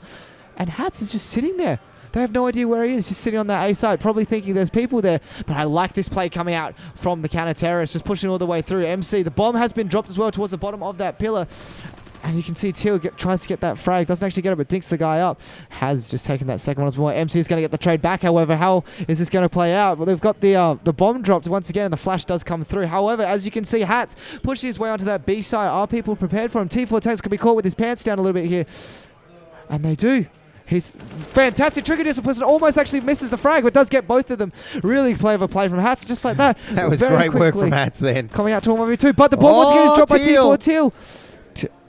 Tried to recover it. No, he does recover an AK, and now this is going to be a 1v1 situation. T4 Hats versus Teal. Let's see how this goes. Hats showing his trigger discipline. Hopefully, something like that can come through now, but once again, 1v1 situation. This round is so pivotal for the money and the economy of both of the sides. Teal trying to just make sure he's not going to get flanked once again, and just Hats just very slowly pushing his way through this upper. 30 seconds left on the clock. Bomb once again is dropped, so Teal can afford to play a little bit more passive with putting all the pressure on Hats to make it happen, but he's pushed really far back into that kitchen area, so maybe he thinks he's going for the all-round flank, but no, Hats is able to recover the bomb and is going to be able to get the bomb plant down. Goes quick, and you can hear Teal has no idea. Teal has no idea that the bomb has been recovered. There we go. Now he knows what's going on. Plant goes down. Let's see where he decides to play this after plant. Probably wants to hide somewhere, but you can see as well, Hats has no idea where this bomb has gone. He's looking the wrong direction. If Teal can actually get it without making a lot of sound, he could catch him without his pants on. And just like this is going to be close. This is actually opening up. Does actually fire a shot. So now Hats has a general idea where it's going to be. Sees the bomb planted in the middle. Doesn't have a kit either. Phil Hats is going to take the frag. That's going to be 14-11 to the terrorist side, and Hats. Wow, what a lurk coming out from the terrorist side. People are excited about the IEM coming up in Sydney. They should be excited about eLeague. This is the sort of Counter-Strike action you want to see. And you can see as well that counter-terrorist is on the full force, but this is going to be so risky in case they do lose. Then what's going to happen? Then we might be going to that pivotal round 3 on Cobblestone. All right, so big push by the terrorists here down towards the B site. Little bit of fire taking place. Oh, he shouldn't have. Terrible time to reload for Falcon there. He should have moved out of the line of fire before reloading. Got his head taken off for his trouble. And that has made a numbers shift over towards the favour. And there's the second one. So well and truly in the favour of the terrorists now. Crayola looking strong to take out a potential win here. 15-11. So Crayola, ladies and gentlemen, bringing the action to the Counter-Strike Grand Final. This is what we expected from them in the first map. We're getting it here in the second map. It wasn't their choice. They lost their choice. They've almost won back the second one. I have no idea how to call this because they've got no utility. They've got a scout, 2 for Masters and 2 Deagle. So 2 UMPs and a Deagle. So unless they can pull something amazing, we're going to be going to that third map of Cobblestone, which I, for one, am very excited to see. Oh, you like a bit of Cobble? It's my favourite map. Alrighty. So just for Enigma, we want to get to Cobble. So let's hope that Crayola can pull this round off. Definitely, but I do like the pace now. Terrorists, they know that they're up, and Falcon is going to get that initial frag. It does take about 50 damage for it, but something like that doesn't really matter when you've got a gun such as a UMP. Teal making an aggressive Ivy. Yes, Ivy. That's the place that I'm thinking of. Push out, and you can see Hats just takes out that first frag on that A site, and they're trying to push out now, trying to rotate some players back, but Hats once again gets the second one. Tries to go for the frag. Hazer, does get taken down. Falcon trying to rotate his way through and gets taken out. It's all down to Teal. Teal does get the first frag and might actually have an AK for his trouble. So Teal in a 1-on-3. And here we go. Can he get the frag? Goes for the first one. Turns out the first does actually get traded out by JD. And ladies and gentlemen, we are going to be going to a third map, which of course is Cobblestone.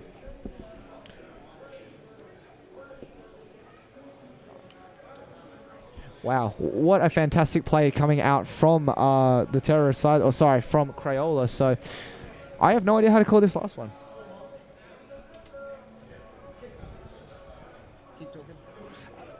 Yeah, so Cobblestone is going to be the last map.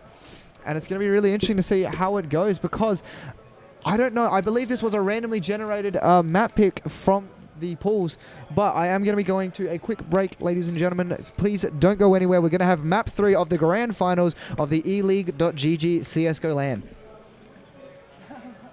What's the break for?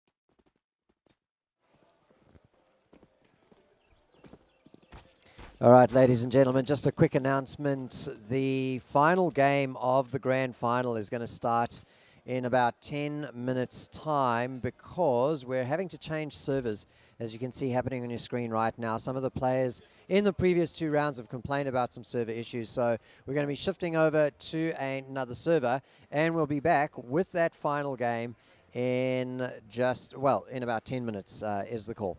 Thanks for your patience.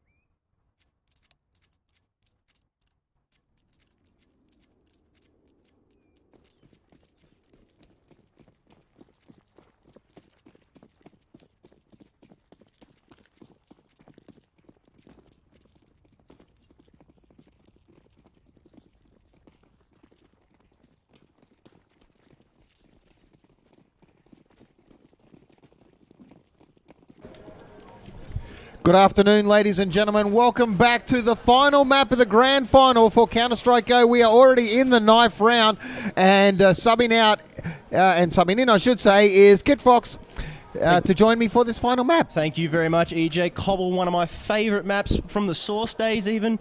I love the long corridors, how you can get the AWPs in, but we're going back into the 9th round now. It's always a bit of a lull, and we can see, well, Falcon versus JD. Now, Falcon's been hurt he's just one stab away from death now. He's playing a little bit of a tit-for-tat with JD. He just doesn't really want to give up this 9th round. It's ring around the Roxy, and JD is the one who's going to get the frag onto him. So I think it looks as though we'll just wait for the call by said Easy. Who are they going to pick? It looks as though they are going to stay on the exact same time. So Hazza, Tank, Ath, Falcon, and Hoods are lining up on counter-terrorists. How did you say it? Tatanks? Yeah. Oh, we said T4 Tank 4. Tatank is probably right. How hard is it to spell a name? Well, you know, they love their elite speak. Makes them feel good. Gives the EP a bit of a Let grow. them go, EJ. We're into the pistol round here, so it looks as though they're going to come head. They're going to run head into each other here, but it looks as though the CTs are going to take up the B bomb site with one person over at the A. So it's a 1 versus 4 split here on the pistol round. Both of these two teams just not giving anything away. Now they drop down. Falcon gets a first kill, but is quickly retaken out in retaliation by King Big. Hazza manages to get the return frag again, but again they get the advantage. Once again, EJ, it's frag for frag, leveled up. MC goes down. These single shots are just finding their marks. The one taps with the pistols, they're on point today. They are indeed. It's down to Kenny. He's had a great game in the first 2 matches. And as we said, we're in round 3, and there's the first opening round. Now, they switched sides on me, so we now have Hammer Baker on the left-hand side as the CTs, and, of course, it is Crayola. And now Crayola lost the first map 16-14. They came back to take it out 16-11 on Train. So great return to form for them on the second map after dropping Cache. But here we are on Cobble, and they're already down 1 round to the magnificent Hammer Baker boys. A lot of money on the side for the counter-terrorists as well, so the Hammer Baker really with that advantage. The pistol round is so important if you want to get cashed up and get that early advantage. If you lose that, you're on the back foot, and this is why, EJ, the M4s are just getting it done. 4 frags now being picked up by the Hammer Baker guys. And Crayola have only got themselves JD left. He's got himself a submachine gun, gets 2 retaliation frags actually. So now it's Hazza, Ath, and Hoods just to deal with JD, who's trying. He spots someone over through the A connector. Just goes crawling through that hole. No, he decides against it. He's going to go through the double doors, just poke them a little bit. See? Oh, nice pick. Yeah. Oh. He was in a little bit of trouble there. Got the frag, got binked, but the comms were too good. He's in the doors, and they just collapsed on him. So another round going over to Hammer Baker. All right, huge shout out to Grumpshot, who's helping us here packing up monitors. We love his work, long time. All right, so round 3 underway here. 2 rounds in favour of Hammer Baker to start this match off on Cobble. It is the 3rd map of the Grand Final. Coming up directly after this map, we will have the Overwatch Grand Final, and followed by that, I think some Rocket League potentially coming up as well. Love a bit of Rocket League action, but meanwhile, the SMGs are out, and the P90 has been pulled out here by Falcon, I believe. He gets the kill with it, so the run and gun seems to be the flavour of the day here for the Hammer Baker lads. It's now a 5v2 situation. Terrorists Crayola, they are on the back foot playing defensive, and even more so now. They're trapped in front, if you will, with MC the only body left. Falcon is, he gets taken down by the lone wolf. What can this man do? He's at about half health, 42 to be exact. Hazza to tank, Ath and Hoods. They are on the manhunt. It's not like this man needs to save anything. He just picked up a P90. It'll be interesting to see what he does here, EJ. Will he grab the bomb? He's got it. He's going the long way around. He's back into his spawn now, so he realizes that the CTs have got that B site down on lock, and now he's got a long trek, a long walk to the A bomb. And he's going to make that trek to it. He's got 48 seconds, so it's a long time to hold out. Doesn't matter, though. Hoods has one up on him yet again, and Hoods drops MC there, and that is a 3-0 lead here to start. So going into the first real buy round for the boys from Crayola, Kid Fox, they've all picked up AKs, so they're much better with an AK in their hand than a pistol. Absolutely, and they've got themselves some utility as well, EJ. Everybody's got themselves the armor. They've got 2 flashbangs apiece, apart from Hats, who's only rocking the 1. So they're back in the game here, EJ. They are. They've tanked 3, now they're back. All right, so we are 1 minute and 40 seconds to go here in the 4th round of the final map of the Counter-Strike Grand Final. And huge action taking place Hammer Baker versus Crayola. Grenades going everywhere, left, right, and centre, being thrown across the map at the moment. Spray and pray into the smoke. Just hoping they can get an early pick here to start this round off. Teal took a bit of a hammering there, lost about 40 health, but not enough to totally knock him off. More spray and pray into the smoke, Kit Fox. It seems to be the strategy of the round. Yeah, still no frags picked up here either, EJ. So both teams playing a very extremely conservative play here. Might have something Hot to do chicks with doing push-ups at the LAN, ladies and gentlemen. You should have come to the LAN. Well, you should be here anyway. Doesn't matter if that wasn't here because the games that have been on today are going off tap. Shout out to the announcer who's just getting her job done here on the mic. And we can see now Hats and Kenny, they've decided to rotate through, take down Falcon and Hoods. Well-timed headshots. Bomb now is in the bag of Kenny. And he's going around to the A-bomb site, which is now unlocked from the terrorists. He can go in and plant this bomb down because the CTs, even though it's a 3v4 situation, well, now it's a 2. Oh, no, quick double frags. drop there. It's only Teal left alive. Teal's had a strong game, though, so if anyone's going to pull off a 1v3 here this afternoon, it is highly likely going to be Teal. The bomb is going down. He knows where it is. What's his action going to be? He's getting the call from his teammates, though. Sit back, save your AK, because they only just got into this bye round, so he doesn't want to drop it too early. And he's up against 3. Money, though, not looking too good at all. It will pick up considerably after the end of this round, though, for the boys from Crayola. 5-0 for Teal, so he's definitely getting the frags. Hasn't hit the deck yet, but he's up creek without a paddle here as the bomb is going to go tick, tick, tick, tick. He is going for the save, EJ. He is all the way back into T-spawn, and he's going to hold on to that AK that he did just pick up. It's got a lot of the CTs often do that. They throw down the M4 just for the AK because it's got a little bit more penetrating power. The one-taps are just too strong, and that is going to be the round. 3-1 is the scoreline now. So they have picked themselves up a round off the bye round. They needed that one, Kit Fox, to get themselves back into this. Absolutely, and you can see Teal still yet to hit the deck with Hoods 6-2, top fragger at the moment, cashed up, about 2k to spend. Let's see what he can do. And we can see now Hazard with those flashbangs. The incendiaries go out just to stop any terrorists that might be pushing off the balcony there. And now a boost jump coming out here from King Big and JD. Oh, they've been spotted through. Hoods managed to get the kill, but JD was too quick on the reaction and put a bullet between his eyes. Just answered that question to perfection.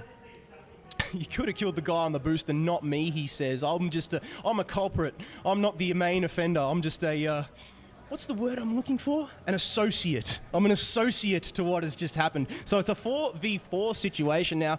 Terrorists have just had their brakes put on a little bit because the Crayola lads, sorry, the Hammer Baker lads on CT have just got it on lock. But as I say that, JD with a very nice poke and separates Haz's head from his shoulders, so gets the advantage. And as we say that, Hats again taken down Falcon. So a 4v4 situation now. Sorry, a 4v2 situation. MC with 2 health, a frag nade whiff would kill him. Now Hats gets the kill again onto Teal. So first time he goes down, it's Nat Tatanka. What can he do? He's got himself an SMG here, so I think he'd be quite content to run this in, give it a good crack. I don't know if you'd want to be saving that one, EJ. I still think T4 Tank 4 sounds better, but the tanker it is. Up against, he's in a 3-on-1 here. Just cruising around the statue. Found an AK though. Yeah, no, that's handy. That's handy. He's not going anywhere near this. Bomb has been planted, so this is going to be another round for the terrorists. He's having none of it, EJ. MC somehow managed to hang on 2 health in this round. I think this bomb's going to go boom, EJ. The counter-terrorist to tanker. Just sitting back in T-spawn. Quite content up in the second level of the clock tower just to wait this one out. He did find that AK. We said that if he had the SMG, he might have actually had a decent crack at it, but now he's found himself, you know, a little bit of momentum into the next round. He'll take that, and they get the money in the bank now. Do the Crayola lads. So they pull another one back. It's 3-2 on the scoreboard, and this is a grand final. I have struggled not to call him Turd all afternoon based off his avatar, but it's actually you put the turd in Saturday, not I put the turd in Saturday, so I can't really call him Turd. Steam avatars are they're a different kettle of fish, aren't they? Oh, yeah. They absolutely are. So again, we can see, it looks like we've got an eco coming out here from the Hammer Baker lads. So the tables have turned a little bit, EJ. All right, just got to do a quick shout out to Ella, who's tuning in all the way from Romania. So if the producer throws the camera on, we'll give her a quick wave as well. In between the rounds. Oh, no camera. Oh, producers fail. Producer fail. We would have given you a wave, Ella, but shout out to you anyway. Kit Fox says shout out as well. Yep. Lots of love coming from us from Sydney to Romania. Sydney, across- Australia, all the way to Romania. We've got Romanian listeners to the eLeague Grand Final. Amazing. That's pretty exciting I mean, you got stuff. players like Teal and Hazard lining Yeah, up into Taker. yeah. I mean, big names putting out big frags, putting on a major show for these for everybody involved. Now, Hats, the bomb has gone down over at the A bomb site, so this is good for the terrorists as the Crayola lads get themselves the frags that they need. Falcon and Hazard have found the floor. Tatanka and Teal now the only ones left. Teal goes down. It's all up to Tatanka. What can he do? He manages to take down Hats with a good spray down. But he is in a lot of trouble here. There's a kit on the floor, but he's not going to get there because JD is going to put an AK round square between his eyes and say thanks for coming. It's 3 apiece here, EJ, with the game on our hands. Yeah, 6 rounds down. They've tied it up at 3-all. Hey, shout out to the people watching all the way from Romania. Get some. Enjoy the Counter-Strike action at eLeague. We want to thank our sponsors too, ASUS, AMD, Corsair, and of course GameStar, your broadcast partner. 1 minute 45 seconds left in this round. It's a full buy to both teams. Well, apart from that little sucker. But outside of that, it's pretty much a full buy to both teams. And they're just moving into the engagement at the B side here. Carnage bodies are hitting floors. And it's Hats, last man left standing. He's in a 1-on-3 situation here. He picks up one. Can he get the last 2, Kit Fox? It's going to be close. He's got 3 so far, EJ. This will be a 1v5 if he manages to pull this off. He does have the advantage over Teal. He turns around and 180's hoods, but Teal Wow, was too shot. good. 180 no scope. Thanks for coming. But Teal was too good. Yeah, the Atletico muscles have just protruded through the gamer jersey there, and they're flexing, and Teal is on fire. All right, so that's the a bit of a break that Hammer Baker needed. Although they did lead quite a lot in the previous rounds as well. Nice bit of boosting going on there for Hoods. He gets into a nice prime position, pushing 3 into the B site. 2 have stayed back at A, but it's a solid B push here by the boys from Crayola, and it is not going well for them at all. They are losing players, who, well, in fact, it's going extremely well for them. I totally called that wrong. Falcon and Hoods, last 2 standing, and Hoods, the Falcon it was, just takes a heap of shot. And what do we got? 1-on-3? Hoods is forced to rotate now, EJ. He does have an M4. Kenny's at 15 health, but the other 2, Prodigy and JD, everybody on that team has AKs. They've got full health. It looks like we're going to have another little bit of a turtle, EJ. He's run all the way back into T-spawn. Again, another save. So with all this cash on the line, none of these 2 teams are giving up an inch. No. Would you, though? You wouldn't. No. No. Smart play from the man here on Hoods. Now, he's got the M4. The bomb's going to tick away. It's down over at the B bomb site. Really nothing he can do. 1v3, especially when you got Prodigy and JD, who are absolutely dominating for the Crayola lads. We've seen them a few times today, EJ, putting on a spectacle for us and the viewers in Twitch chat. Shout out to everybody in Twitch chat, by the way. It's now 4 apiece, EJ, and, well, this is why we love esports. Now, overtime is in play for the grand final, so if we do hit 15-all at the end of 30 rounds, we'll be going to 3 aside the max rounds 3 overtime format, so fantastic action coming up if we reach that point. I don't know if we will, but at 4-all after 8 rounds, it's highly likely. These 2 teams are extremely evenly balanced here, and it's shaping up for what is a fantastic grand final and final map, and Cobble delivering the goods. MC gets the first kill onto Hazard. Now to Tanker, goes down to JD as well. So the advantage in favour of the Crayola lads here. Kenny took a lot of damage, but managed to get the kill. But as I say that, the pistol comes around the corner and we're from Falcon and gets the kill. He did find himself an AK, but JD says, nah, back you go, and puts him in his place. Now it's, well, I was going to say it's a 1v4, but it's a 1v9 because the Crayola lads a 1v heaven. Yeah, they rotated well there. They knew where the CTs were. They tried to get a little bit aggressive there. Did the Hammer Baker guys? It didn't really pay off for them. Now they're forced to an eco, EJ. They're in trouble. Yeah, they did well in an eco last time. They didn't just rush to finish the round. They held back, and they managed to get quite a few picks and pick themselves up some money and a plan. So they're not planning this time. They're CTing it up, but they're up against all AKs, and it's not opened up well for them. There's one down. Oh, nice headshot, though, from Hazard. And it's all down. Hood's last man left the line again, dude. He loves being the last guy left the line. He'll find a gun and he'll hide with it. That's what this man does. That's the Hood strategy. It is, mate. You Come find into my something hood on the ground of value, you take it and you run with it. That's exactly I heard he what found the a packet of strategy smokes is. earlier today on the ground. Oh, man, don't even get me started. And now we can see the Hoods man, probably the guy that flogged my smokes. Now he gets put in his place. No, I'm joking, mate. We're all right. We'll find them eventually, the Phantom Smoke Stealer. I will find them. Yes. It's now 6-4 on the scoreboard. That eco round not paying off for the Hammerbaker guys at all. Crayola still too strong. Cash in the bank. Lots of money for the terrorists getting funded from somewhere. Frags. That's what they're getting. Frags and plants. Frags and the CIA. 6-4 is the scoreline in favour of Crayola. As Kit Fox said, it is 10 rounds down, 4 to go in this first half, and we'll switch over and do it all the other way again. Big. Oh, Kenny with a beautiful big headshot there to get the round underway. Again, it's Hood's last man left alive. Maybe his teammates have said, screw you, Hoods, do it all yourself, buddy. Grow a pair, get in there, Yeah. help us out. And that's what he did that time, and he ended up coughing up the gun. So he'll be a little bit disappointed with that, but now they're forced back to another eco, EJ. This is not looking good for the Hammerbaker guys. Crayola taking a lead 4-7 here on Cobblestone. Yeah, now if they can come out of this half 9-6, 10-5, they'll be very happy taking a T-half with that scoreline on Cobble.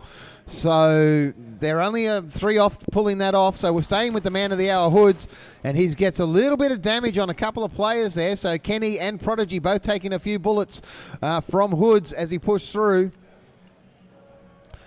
Is Hoods going to try and come around behind them now? That's going to be the question. Falcon goes down very quickly, manages to take out Hats before he does, which keeps it at a 4-all scoreline. The hole in the wall.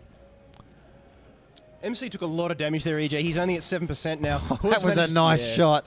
Nice shot by Hoods taking out MC, though. He got return taken out himself. It's all down to T4 Tank. Prodigy actually got the incendiary kill there, so that was interesting. The Takes a CT lot of actually skill. walked into the fire and skill. tried his luck. Yep. And it didn't really pay off now. It's up to Tatanka. The plant has gone down, so Plant is down at the A site. And he's going to try and get in here is Tatanka, otherwise known as T4 Tank. And T4 Dead is his now new name. So that was the 12th round, EJ. It is 4-8. We're now into the 13th. And like you said, if you can go into this with 9 or 10 rounds on T, I'd be happy with that on Cobble, because the CTs, they spawn on a bomb site. Like, we've got our observer in Enigma. He's not mic'd up, but Enigma, is it a favoured map for the... It's not. So it is. There you go. There you go. That's why he's the professional. Absolutely. Yeah. Just T-sided, he says, so we weren't far off. I'm lucky if I know what a gun is. 10K for skins, though, EJ? Come on, Yeah, man. I'd Heart pay attack that. stuff, I'd pay man. that in a heartbeat. Someone else's money. All right, Flashbangs. 127 is on the clock here. So we've got an AWP in play for Falcon. Kid Fox was talking up the benefit of having an AWP earlier. Let's see if he can deliver. Kenny's down. Hazard's down. It's a 4-on-4. And Falcon got one with the AWP. So Kid Fox is like Nostradamus, ladies and gentlemen. He predicts a victory there. On the B side as well, EJ, looking through those corridors up the corner here, that is perfect for an AWP. And now he's dropped it on the site, though, as MC and the T's. They push in now. There is a free AWP sitting on T4 the site. Tanker! Finds himself a good frag there with the help of Teal. And he's Managing got to the take bomb down locked MC. up. So 1-on-2. Oh, he can't do it, though. The shooting is just too accurate today from JD. JD's been quiet the first 2 maps, but when you want to step up, it's in the final map of a grand final. Fantastic, JD. I think his teammates have just ignited the fire under his bum a little bit there and said, hey, mate, we need you to get jumping because we need the support here. There is cash on the line. Cash. And it's 9-4 now on the scoreboard, EJ. We're approaching half time. And I'd be happy with a 9-round to 4 so far. If they can pick up any bonus rounds from here. Falcon's about to walk straight into Hats and bump into him in the smoke and sets a few bullets off. Backs away to change his underpants after that close encounter. And he's dead. So he's not dead. Falcon's still going. Falcon and Hood's left alive. It's a 2-on-3 situation. They have to get this round. They want to go in at least 9-6. Pick up the next 2 rounds. Bomb has been planted at B. And there's one down. It's a 2-on-2. It's this man, Hoods. It's a 1-on-1. Hoods versus Hat. What is better, ladies and gentlemen, a hoodie or a hattie? We're about to find out. A hat! Oh, you got to wear a hat to win in this game. 10-4 is the scoreline. Hats over hoodies every day of the week. 10-4 on the scoreboard, EJ. It's heating up. I mean, the last few maps that we saw went tit for tat. We had overtimes. It was incredible. Tit for tat. Exactly. It's a seesaw game, this one, but not on Cobblestone. The T's getting it done. So the Crayola lads have really stepped this one up. I think it's $1,500 cash, I believe, something like that. No, 750 for first, 500 for second. There we go. And associated pride of being the eLeague champion. There we go. That's still a fair shot in amount the of cash. back. Who's that? Falcon. Oh, nice back of the head shot there. That's what you get for not checking your corners coming out on Cobble. And this is a good recovery by the boys from Hammer Baker. They've got them down to 3, got them down to 2. Got him down to 1. It's all down to JD to try and save this last round. 10-4. It's going to be a 10-5 round. Fire, son, in the smoke. He's in front of you. I can see him. But he doesn't know how to fire. Oh, he knows how to fire at him. It's a 1-on-1. No, 1-on-3. 1-on-2. Crikey. Oh, he almost pulled it off. He almost pulled that off. He had the drop on him and just the one tap didn't find its mark. They might have grazed his ear or something, EJ, but the aim was on point.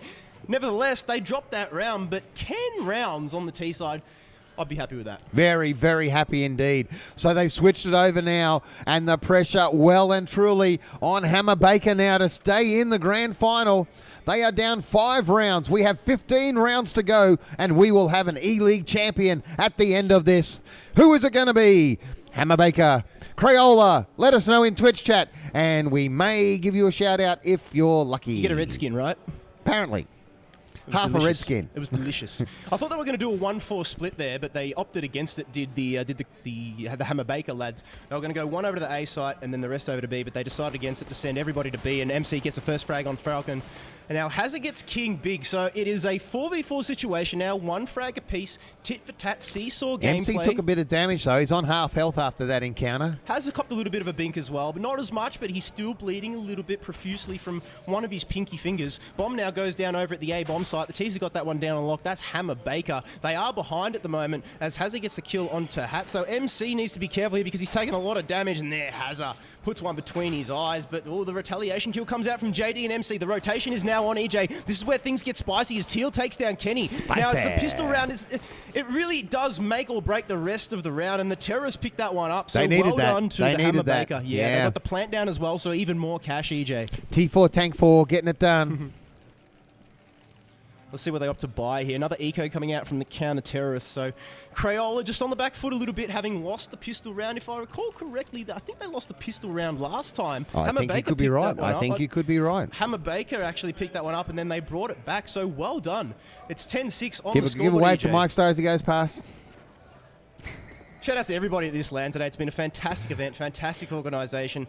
Oh, yeah, great land, great event. Brilliant. If you're in Sydney for the next one, come on down. They are outstanding events. Bang! Frags are plenty, EJ. 2 apiece, in fact. And now they're getting it on like Donkey Kong in the A connector. It's Hoods. Gets 1, gets 2, gets 3. A hat trick of frags for Hoods. Thanks for coming. And they pick up another round, EJ. They've got money in the bank now, and it looks as though the CTs, again, going to opt for another eco. So Crayola playing with their crayons. All right, so a bit of banter in the chat as well. We love a bit of banter in a grand final. So we got a fairly heavy push out towards the B side here by the defense. They must just presume that it's going to be a big B push. So they've ecoed it up. That's Crayola, ladies and gentlemen.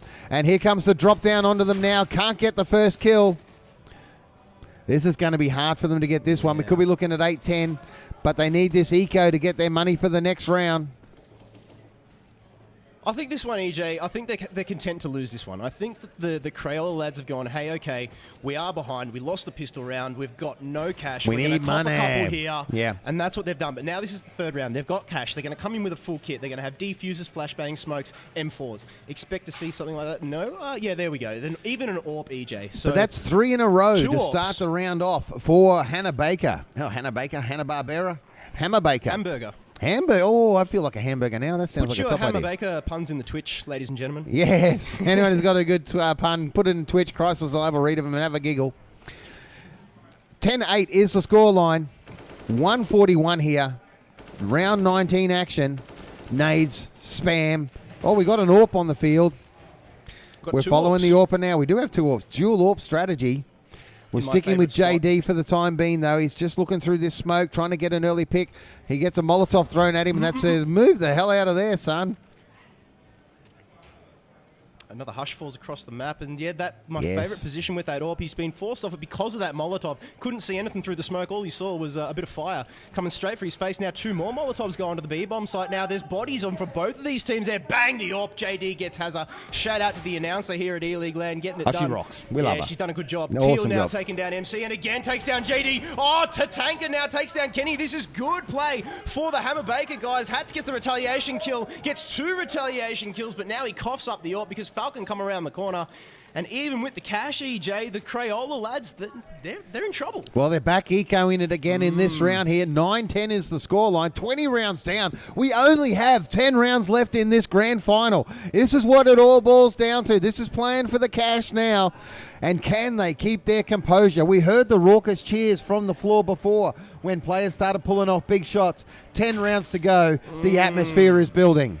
Talk about building, EJ. I tell you what's building the momentum for Hammer Baker at the moment. They've just got 4. Hoods' ego after ripping all these kills. Oh, mate, 4 quick frags now. Kenny, the lone man left, he's got a knife and a deagle.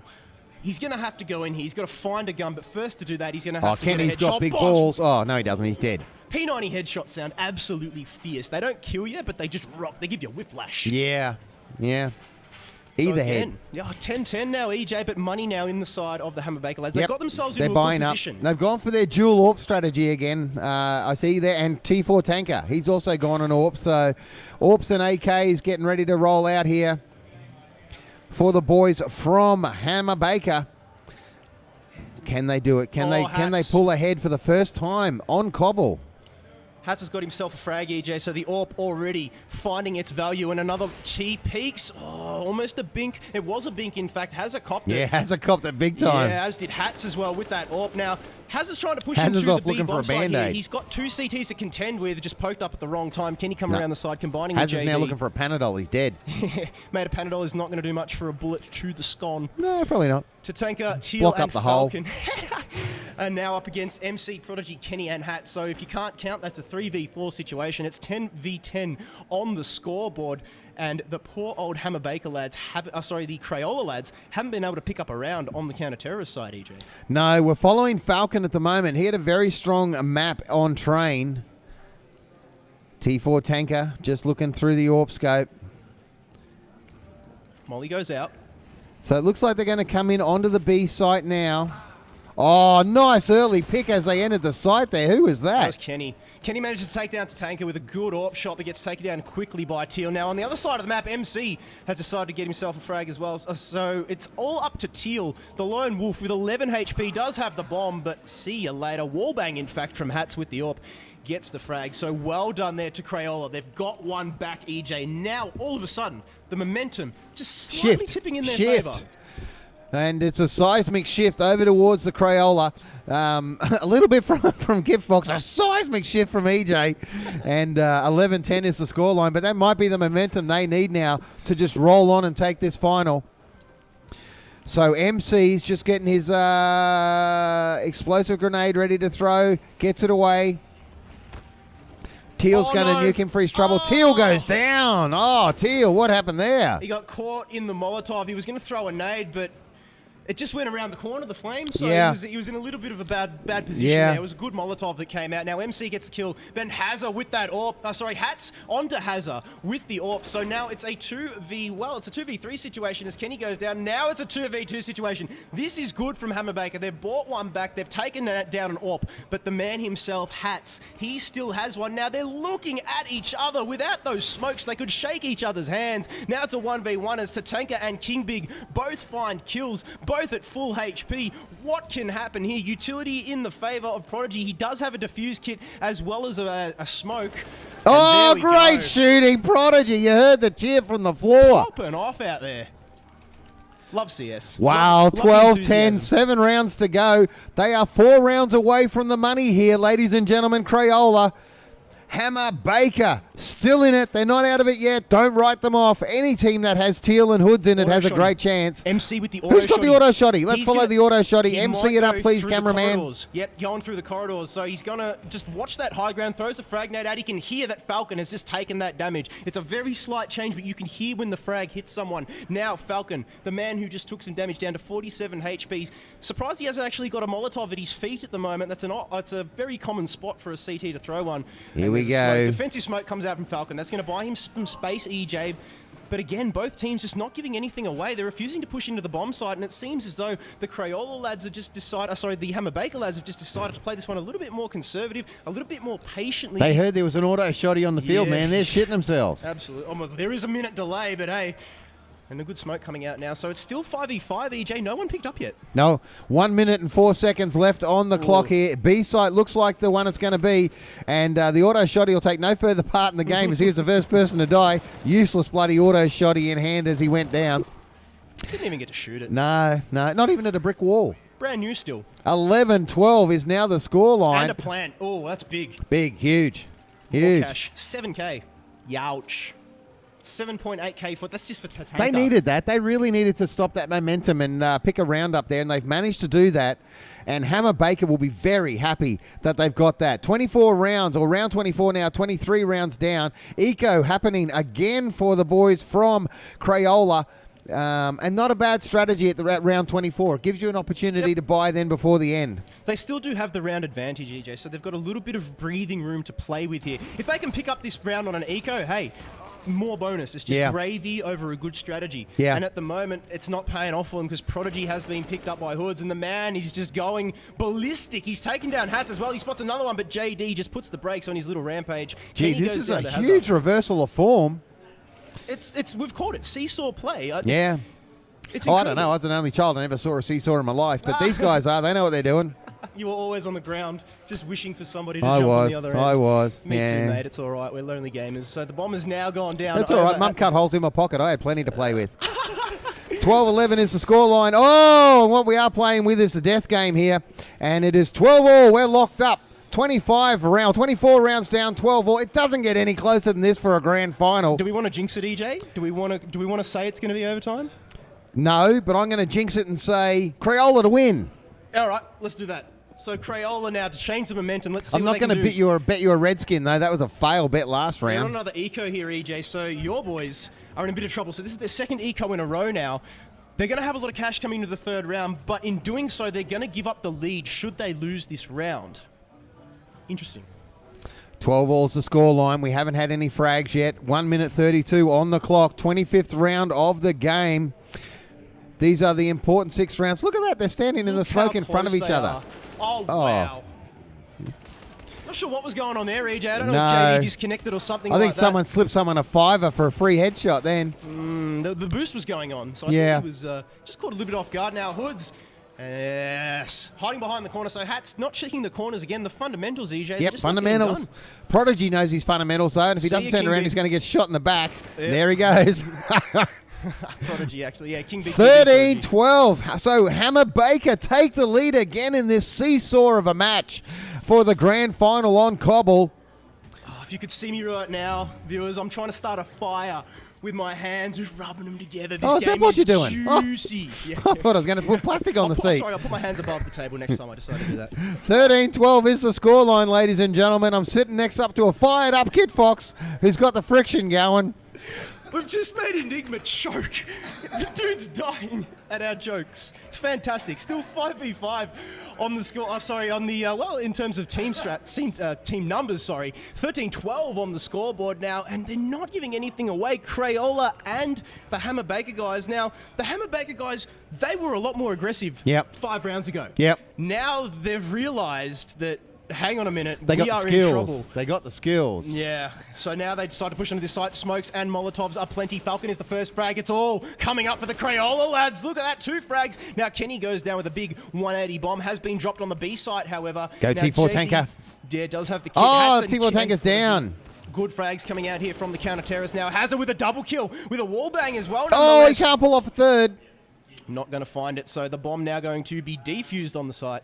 Well done. Prodigy does have the kit, So that was good good play there. I think he only had the only kit from that round, so interesting play there from the CTs. Nonetheless, they were behind in terms of money, and in this tough economy, EJ, you do what you got to do. Someone get Crisis a tissue. 13 all is the scoreline, though. We are locked up again. 27th round here. 4 rounds to go. It is a nail-biter, and I think that overtime call of yours might well and truly be on the cards here. I'm hoping for a caster's curse to just prove me wrong, because every other time it just comes into effect. And now the smokes and flashbangs again going onto the B-bomb site. This is the aggression that we know that the Hammer Baker guys are known for. Look at all these nades go in. There's Molotovs, incendiaries, flashes, smokes, you name it. It is flying onto the B site now. Kenny takes down Hazza. Tatanka gets the retaliation, so it's a 4v4 situation now. They could practically shake hands. They're so close to T's and CTs at the moment. And It's like they're standing at the urinal next to each other. Yeah, pretty much getting that little glance just over the shoulder. JD manages to get the frag onto Teal, so it's 3v3 now. JD and MC have copped a bit of damage though, but has Tatanka and Hoods go down in tandem. JD and MC picking up the frags there. It's all up to Falcon, who's just lost his team all of a sudden, and that is going to be the round in favour of the Crayola lads. 14-13, EJ. 14-13, 28th round about to start. It's the nail-biter we wanted here. This is the CSGO Grand Final. They're playing for $750 first prize, $500 second prize. Thanks to the sponsors Asus, AMD, Corsair, and the broadcast partner GameStar. It is all going off here at eLeague. I was going to say, I thought there was going to be an eco from Crayola there, but it's just getting way too late. No, way too late now. Like that. You need to spend every single cent. The grand final, dude. Go for it. They got nothing to lose. Last map, last rounds. It is do or die. That is it. You got to go in or go home, and that's what's going to happen. EJ, one team is gonna go home. They're still going to get some cash. Well, hopefully both teams will go home. We don't want to have people kicked out by the cops later. But anyway, I was going to say go home with a loss. Oh yeah. Just stalking around the coming down towards the A site. Again, a hush. Very slow pace, very cautious. The aggression's just gone. It's like we're watching a game of golf here at the moment. Just not much happening at the moment, EJ. Both of these two teams playing extremely conservative, dire stages here in this grand final. Incendiary as well, just not finding its mark, just pushing Hoods back in there. Blocks the point, yeah. He can't really move now. He's clamped in the barn area. And King Big knows it. Sorry, Prodigy knows that he is there. It's a 4-on-4. No, it's 3-on-4 now. Oh, 3-on-3. Tit for tat gaming, EJ. Flavor of the day. 2-on-3. Prodigy, JD and Kenny, the only two going up. Well, they're the ones you want left alive. They've had great games. Yeah, I was going to say you don't want Hoods, but he's on the other side. And speaking well, that's why you don't want him. Well, Hazza and Tatanka managing to get the kills. It's 14 all, EJ. Crikey. I think it's going to go overtime. We have 2 rounds to go. We are locked up at 14 all. If someone wins them both, game over. Otherwise, we're going to overtime. I'll be happy to be proven wrong, but look at the counter-terrorists here, EJ. They are on another eco. They've got themselves a Famous, but... Now, that is really putting all their eggs in that last round basket now. That is the extent of their firepower, a Famous, not even a Deagle. They've got themselves a little Uzi as well, a little SMG. It's not going to be much. Now you can see King Big... Prodigy just sees a terrorist there. No binks exchange. There was a couple bullets. Now the smoke's going out, and here we go again, EJ. These flashbangs and incendiaries all over this B bomb site seems to be a common theme today. Still no Shout out to Sammy. I say that, Tatanka gets the kill onto Prodigy, so it's a 4v5 situation now. And the bomb, the terrorists are split here, EJ. If you look at the minimap, they're looking like they're going to goblin to A. Yes. But Hazza needs to run back now and link up, which is what he's going to do with Falcon through the museum into the mid connector there. So they've faked out the B bomb site with those smokes and nades, and now they're going for the rotation. Not much happening though. No, it's Hat's in a good position. Oh, shot, back of the head shot. Gave himself away with that, but did get the kill for his trouble. 48 seconds left on the clock. It's a 3-on-2 here. MC and Kenny. Kenny's been a great player today for the Crayola team. Really one of the standouts. Don't forget, EJ, they were on an eco this round. They've now found themselves some firepower. They're still rocking the Famous. The tanker goes down now as well. So they could win this one on an eco. This will be massive. Oh, huge play. They've got it on an eco, EJ. Listen to him on the floor. You can hear the momentum shift now, and I could almost, like a whoopee cushion, feel them get deflated. That was me from the curry. Sorry about that. I was talking about momentum deflation. Right. But Well, I now retract my apology. The Hammer Baker guys are in trouble. They're 1 round away from defeat. They lost on an eco. They've still got money, though, EJ, Yeah. because they did have such an advantage. Yeah, so big this one, money too. Everybody's going to chuck all their dollars into the bucket and go lucky dip. What Someone can going to we give get? Teal. Is someone going to throw down for Teal? Yeah, they are. He gets an AK at the last second there. Another SMG being pulled out. Sorry, UMP actually this time from MC and JD. So interesting strats. They are 1 away from victory. They didn't really have as much cash as they would have liked, but they did just win an eco. So the momentum definitely in their favor. They'll be charging. Bomb's still in the back of the T spawn. It is. Here, It is. EJ. They've left the bomb up at the back of the spawn, so they're just going to go death match it out. This will be interesting. I think they're going to try and get the fakes over to the B bomb side again. Or get an early pick, I Now, think. Tatanka's rotated back around just to see. He was waiting for anybody to push through it near the clock tower, but he's decided against it, gone back to pick up the bomb because he's realised that with only 1 minute and 13 seconds left, he needs to get something done now. They've Hoods lost goes Hoods, down. though. That's a big loss to start the round off. Not looking good in the if you're 1 round away from defeat, EJ, especially with all this cash on the line. There's Teal going big. He takes down Hats and Prodigy. Oh, big! That's a big recovery. Nice, nice. The Atletico man just flexing those muscles. Atletico. Shout out to Atletico. Shout out to everybody who's loaned their players to these LAN teams if they weren't able to actually get their full squad here. Oh, Now shot! Tatanka's picked one up on Kenny. We're going to go into a 15-15 here if we're not careful. It's 3v2. The AWP is in favour. Well, there is an AWP on both of these two teams, but another UMP. Oh, There's right in another the frag side from of the Falcon. face. Bomb goes down now at the B bomb side. It's all up to JD. What can he do? EJ, dare I call it? He's going to get one. JD's got one. He needs to get 2 more. The bomb's already down. Can he do this? No, he can't. We are going into overtime. Righto.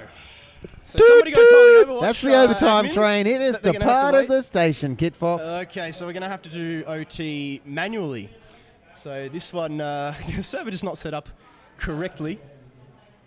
And now the map's rotating, EJ. So not quite sure what is going on here. Train now being loaded. We'll have to go back to Cobble for overtime, surely.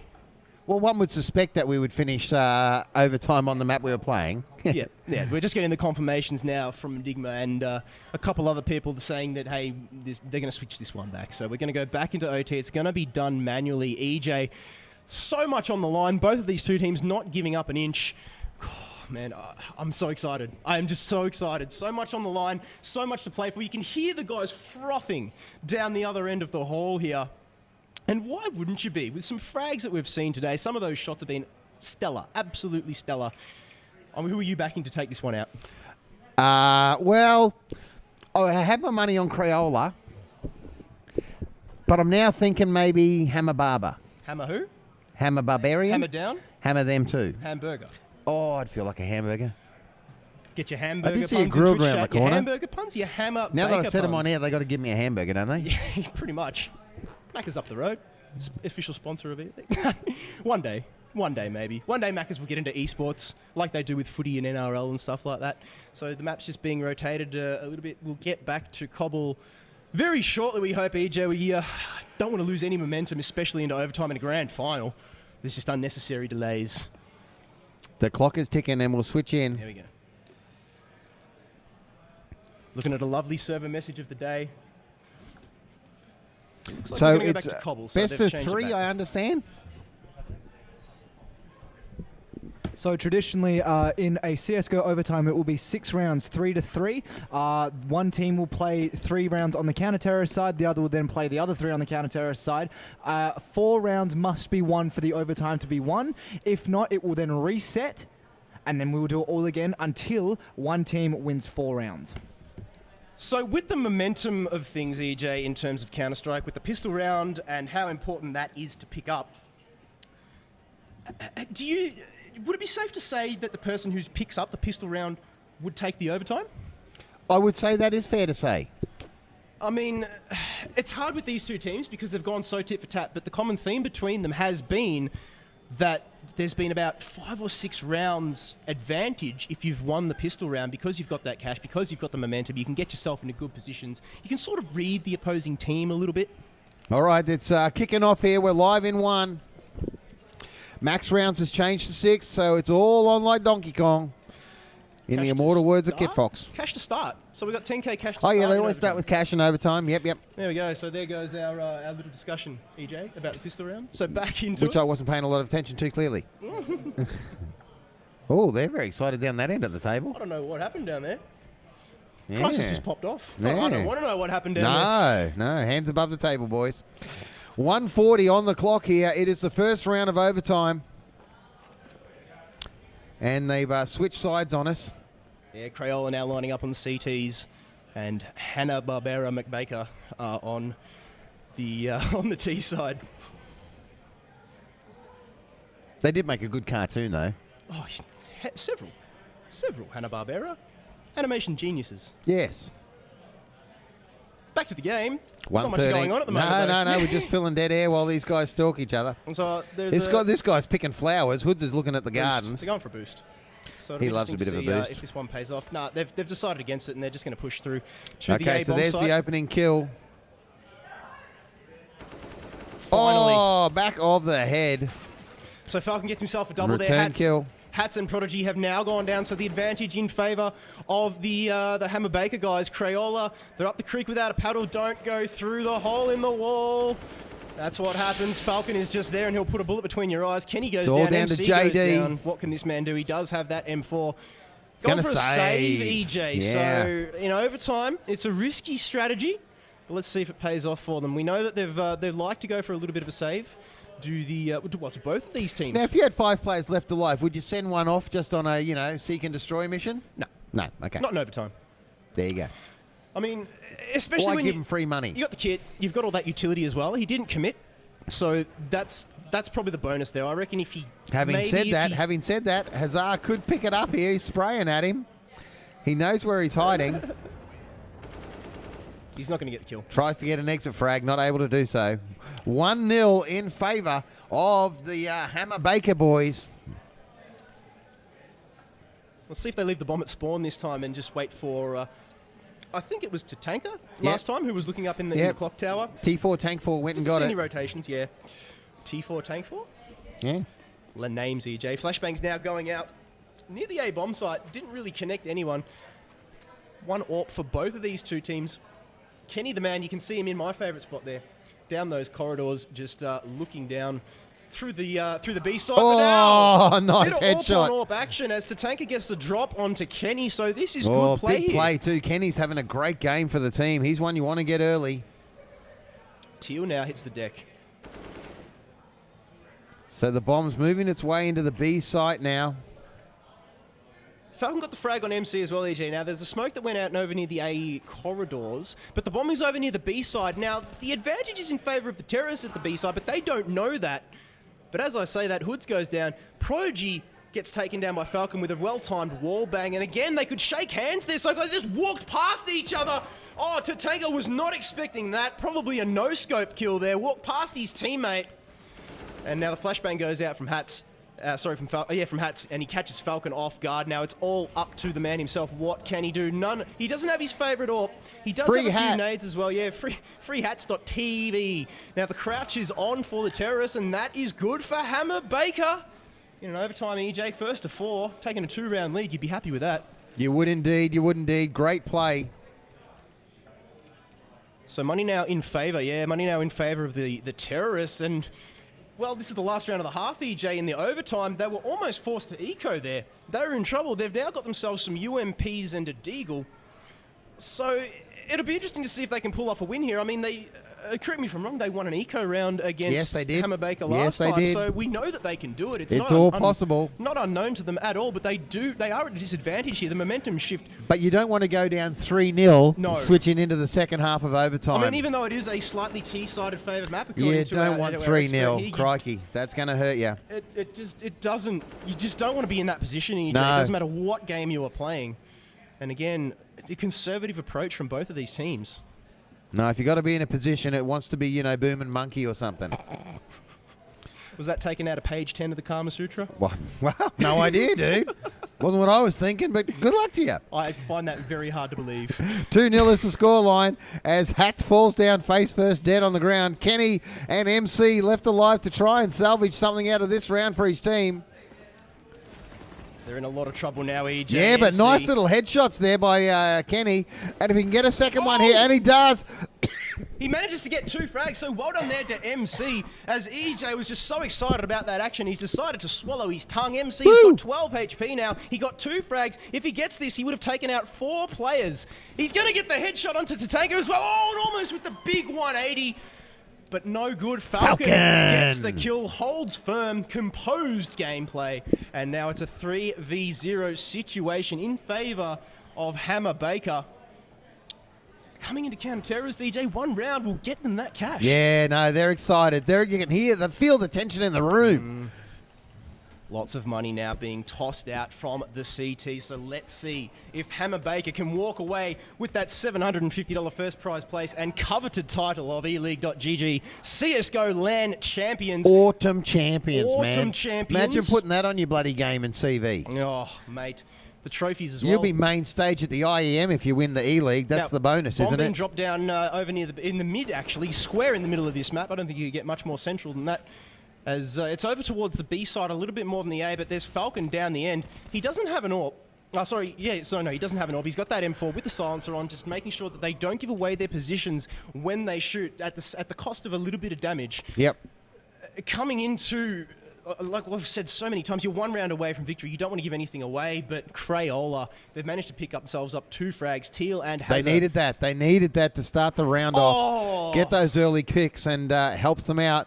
It is a 4-on-2 now. This is the great start. This is just the start they wanted. If they can pull this one off, it'll give them a little bit of confidence. Molotovs go to no one. Falcon and Tatanka are going to have to pull off a major clutch play, and if they do it, listen to the elation that we'll be able to hear from down the other end of the hall. Someone's going to bust a nut in the keyboard. Absolutely. Now, bomb's gone down over at the A-bomb site, which is interesting because we haven't seen a lot of that this game. No, very little. So I think the CTs might just be happy with this one. They've got a lot of breathing room to play with, so they can afford to give a round up to Crayola, should they decide to do that. But you don't want to because you will lose the cash, you'll lose the momentum. Yeah. And now, but Tatanka and Falcon get themselves one kill this apiece. is close. It's a 2v2 situation now. This is EJ. close. What's going to happen? The bomb is still ticking down. Yeah, though. the bomb There's is down. Not long to go on that. They do have the kit, and it's going to go boom. There's one. There's one to go. One to go. It's gone bang. They got the frags, EJ. They just couldn't get the defuse. Wow. Well done. That you have to hand it. You have to tip the fedora to Crayola. They got the bomb down. They held them off long enough. And once the bomb's down, EJ, it's just it's keep offsies. Yeah. You can frag all you want. You got to defuse. That is amazing. Here we go. 5th round of this overtime, and we may be into double overtime. Let's see what they can do, EJ. It's just 1 round. That's Triple all they overtime. need. Just 1 round. But we say it like it's just a small thing. It's a massive thing. The amount of pressure that these players must be feeling at the moment, because we know, especially in the CS community, ego does come into it a fair bit. Bragging rights is a major thing. Yeah, bragging rights are huge. They are major. So the bomb now being dropped in the B connector. So right in the middle of the map again. So again, the terrorists just sticking to the same strategies, not giving away too much. Now, AWP's on the side of the Hammer Baker lads here. So they want to clinch this win and clinch it now, EJ. 1:06 on the clock. Slow stalking form of a round. All players around the mid half of the map. Hazard gets the first frag onto JD, so puts his team in a good advantage to walk away with the money. But it's only going to take one well-placed bullet to turn the tide and even the tables up here, EJ. Again, now the rotation comes around from the CTs. They know that it's on the A-bomb side. MC and Hats get themselves some frags. Hazard and Hoods have hit the floor. But as we say, that Prodigy goes down as well. 3-on-3, 3-on-2. And this is do or die now here for the CTs. The bomb's going to go down. It's going to be a plant. No! Oh, shot! No, stop now. It did go down, so they're going for the quick defuse here. And the baits it out to Tanker. Turns around with a big 180. Takes down MC. Oh, the bag. That's it, game. That is GG's. And the Hammer Baker lads are walking away with it. Well done. Crayola nearly took that one back. The games, EJ. Wow. Into overtime in a grand final. You can't really get much better than that. Now, I think we're going to have to pretty much run and gun from this game, aren't we, Mr. Producer, and straight into the Overwatch final then? I think so, EJ. I'm not the Mr. Producer. He's a bit busy at the moment. He can't get his microphone on, but we're getting the big thumbs up. So I think that's going to be it, EJ, from the CSGO side of things here at the eLeague.gg LAN. Any final thoughts for the CSGO? Well, what a great day. What a great day's competition, but we are going to wrap it up. Congratulations. We got 5 minutes and we'll be back here, ladies and gentlemen, with the Overwatch Grand Final. So don't go anywhere. Stay tuned. Keep chatting in Twitch. We'll be back very shortly.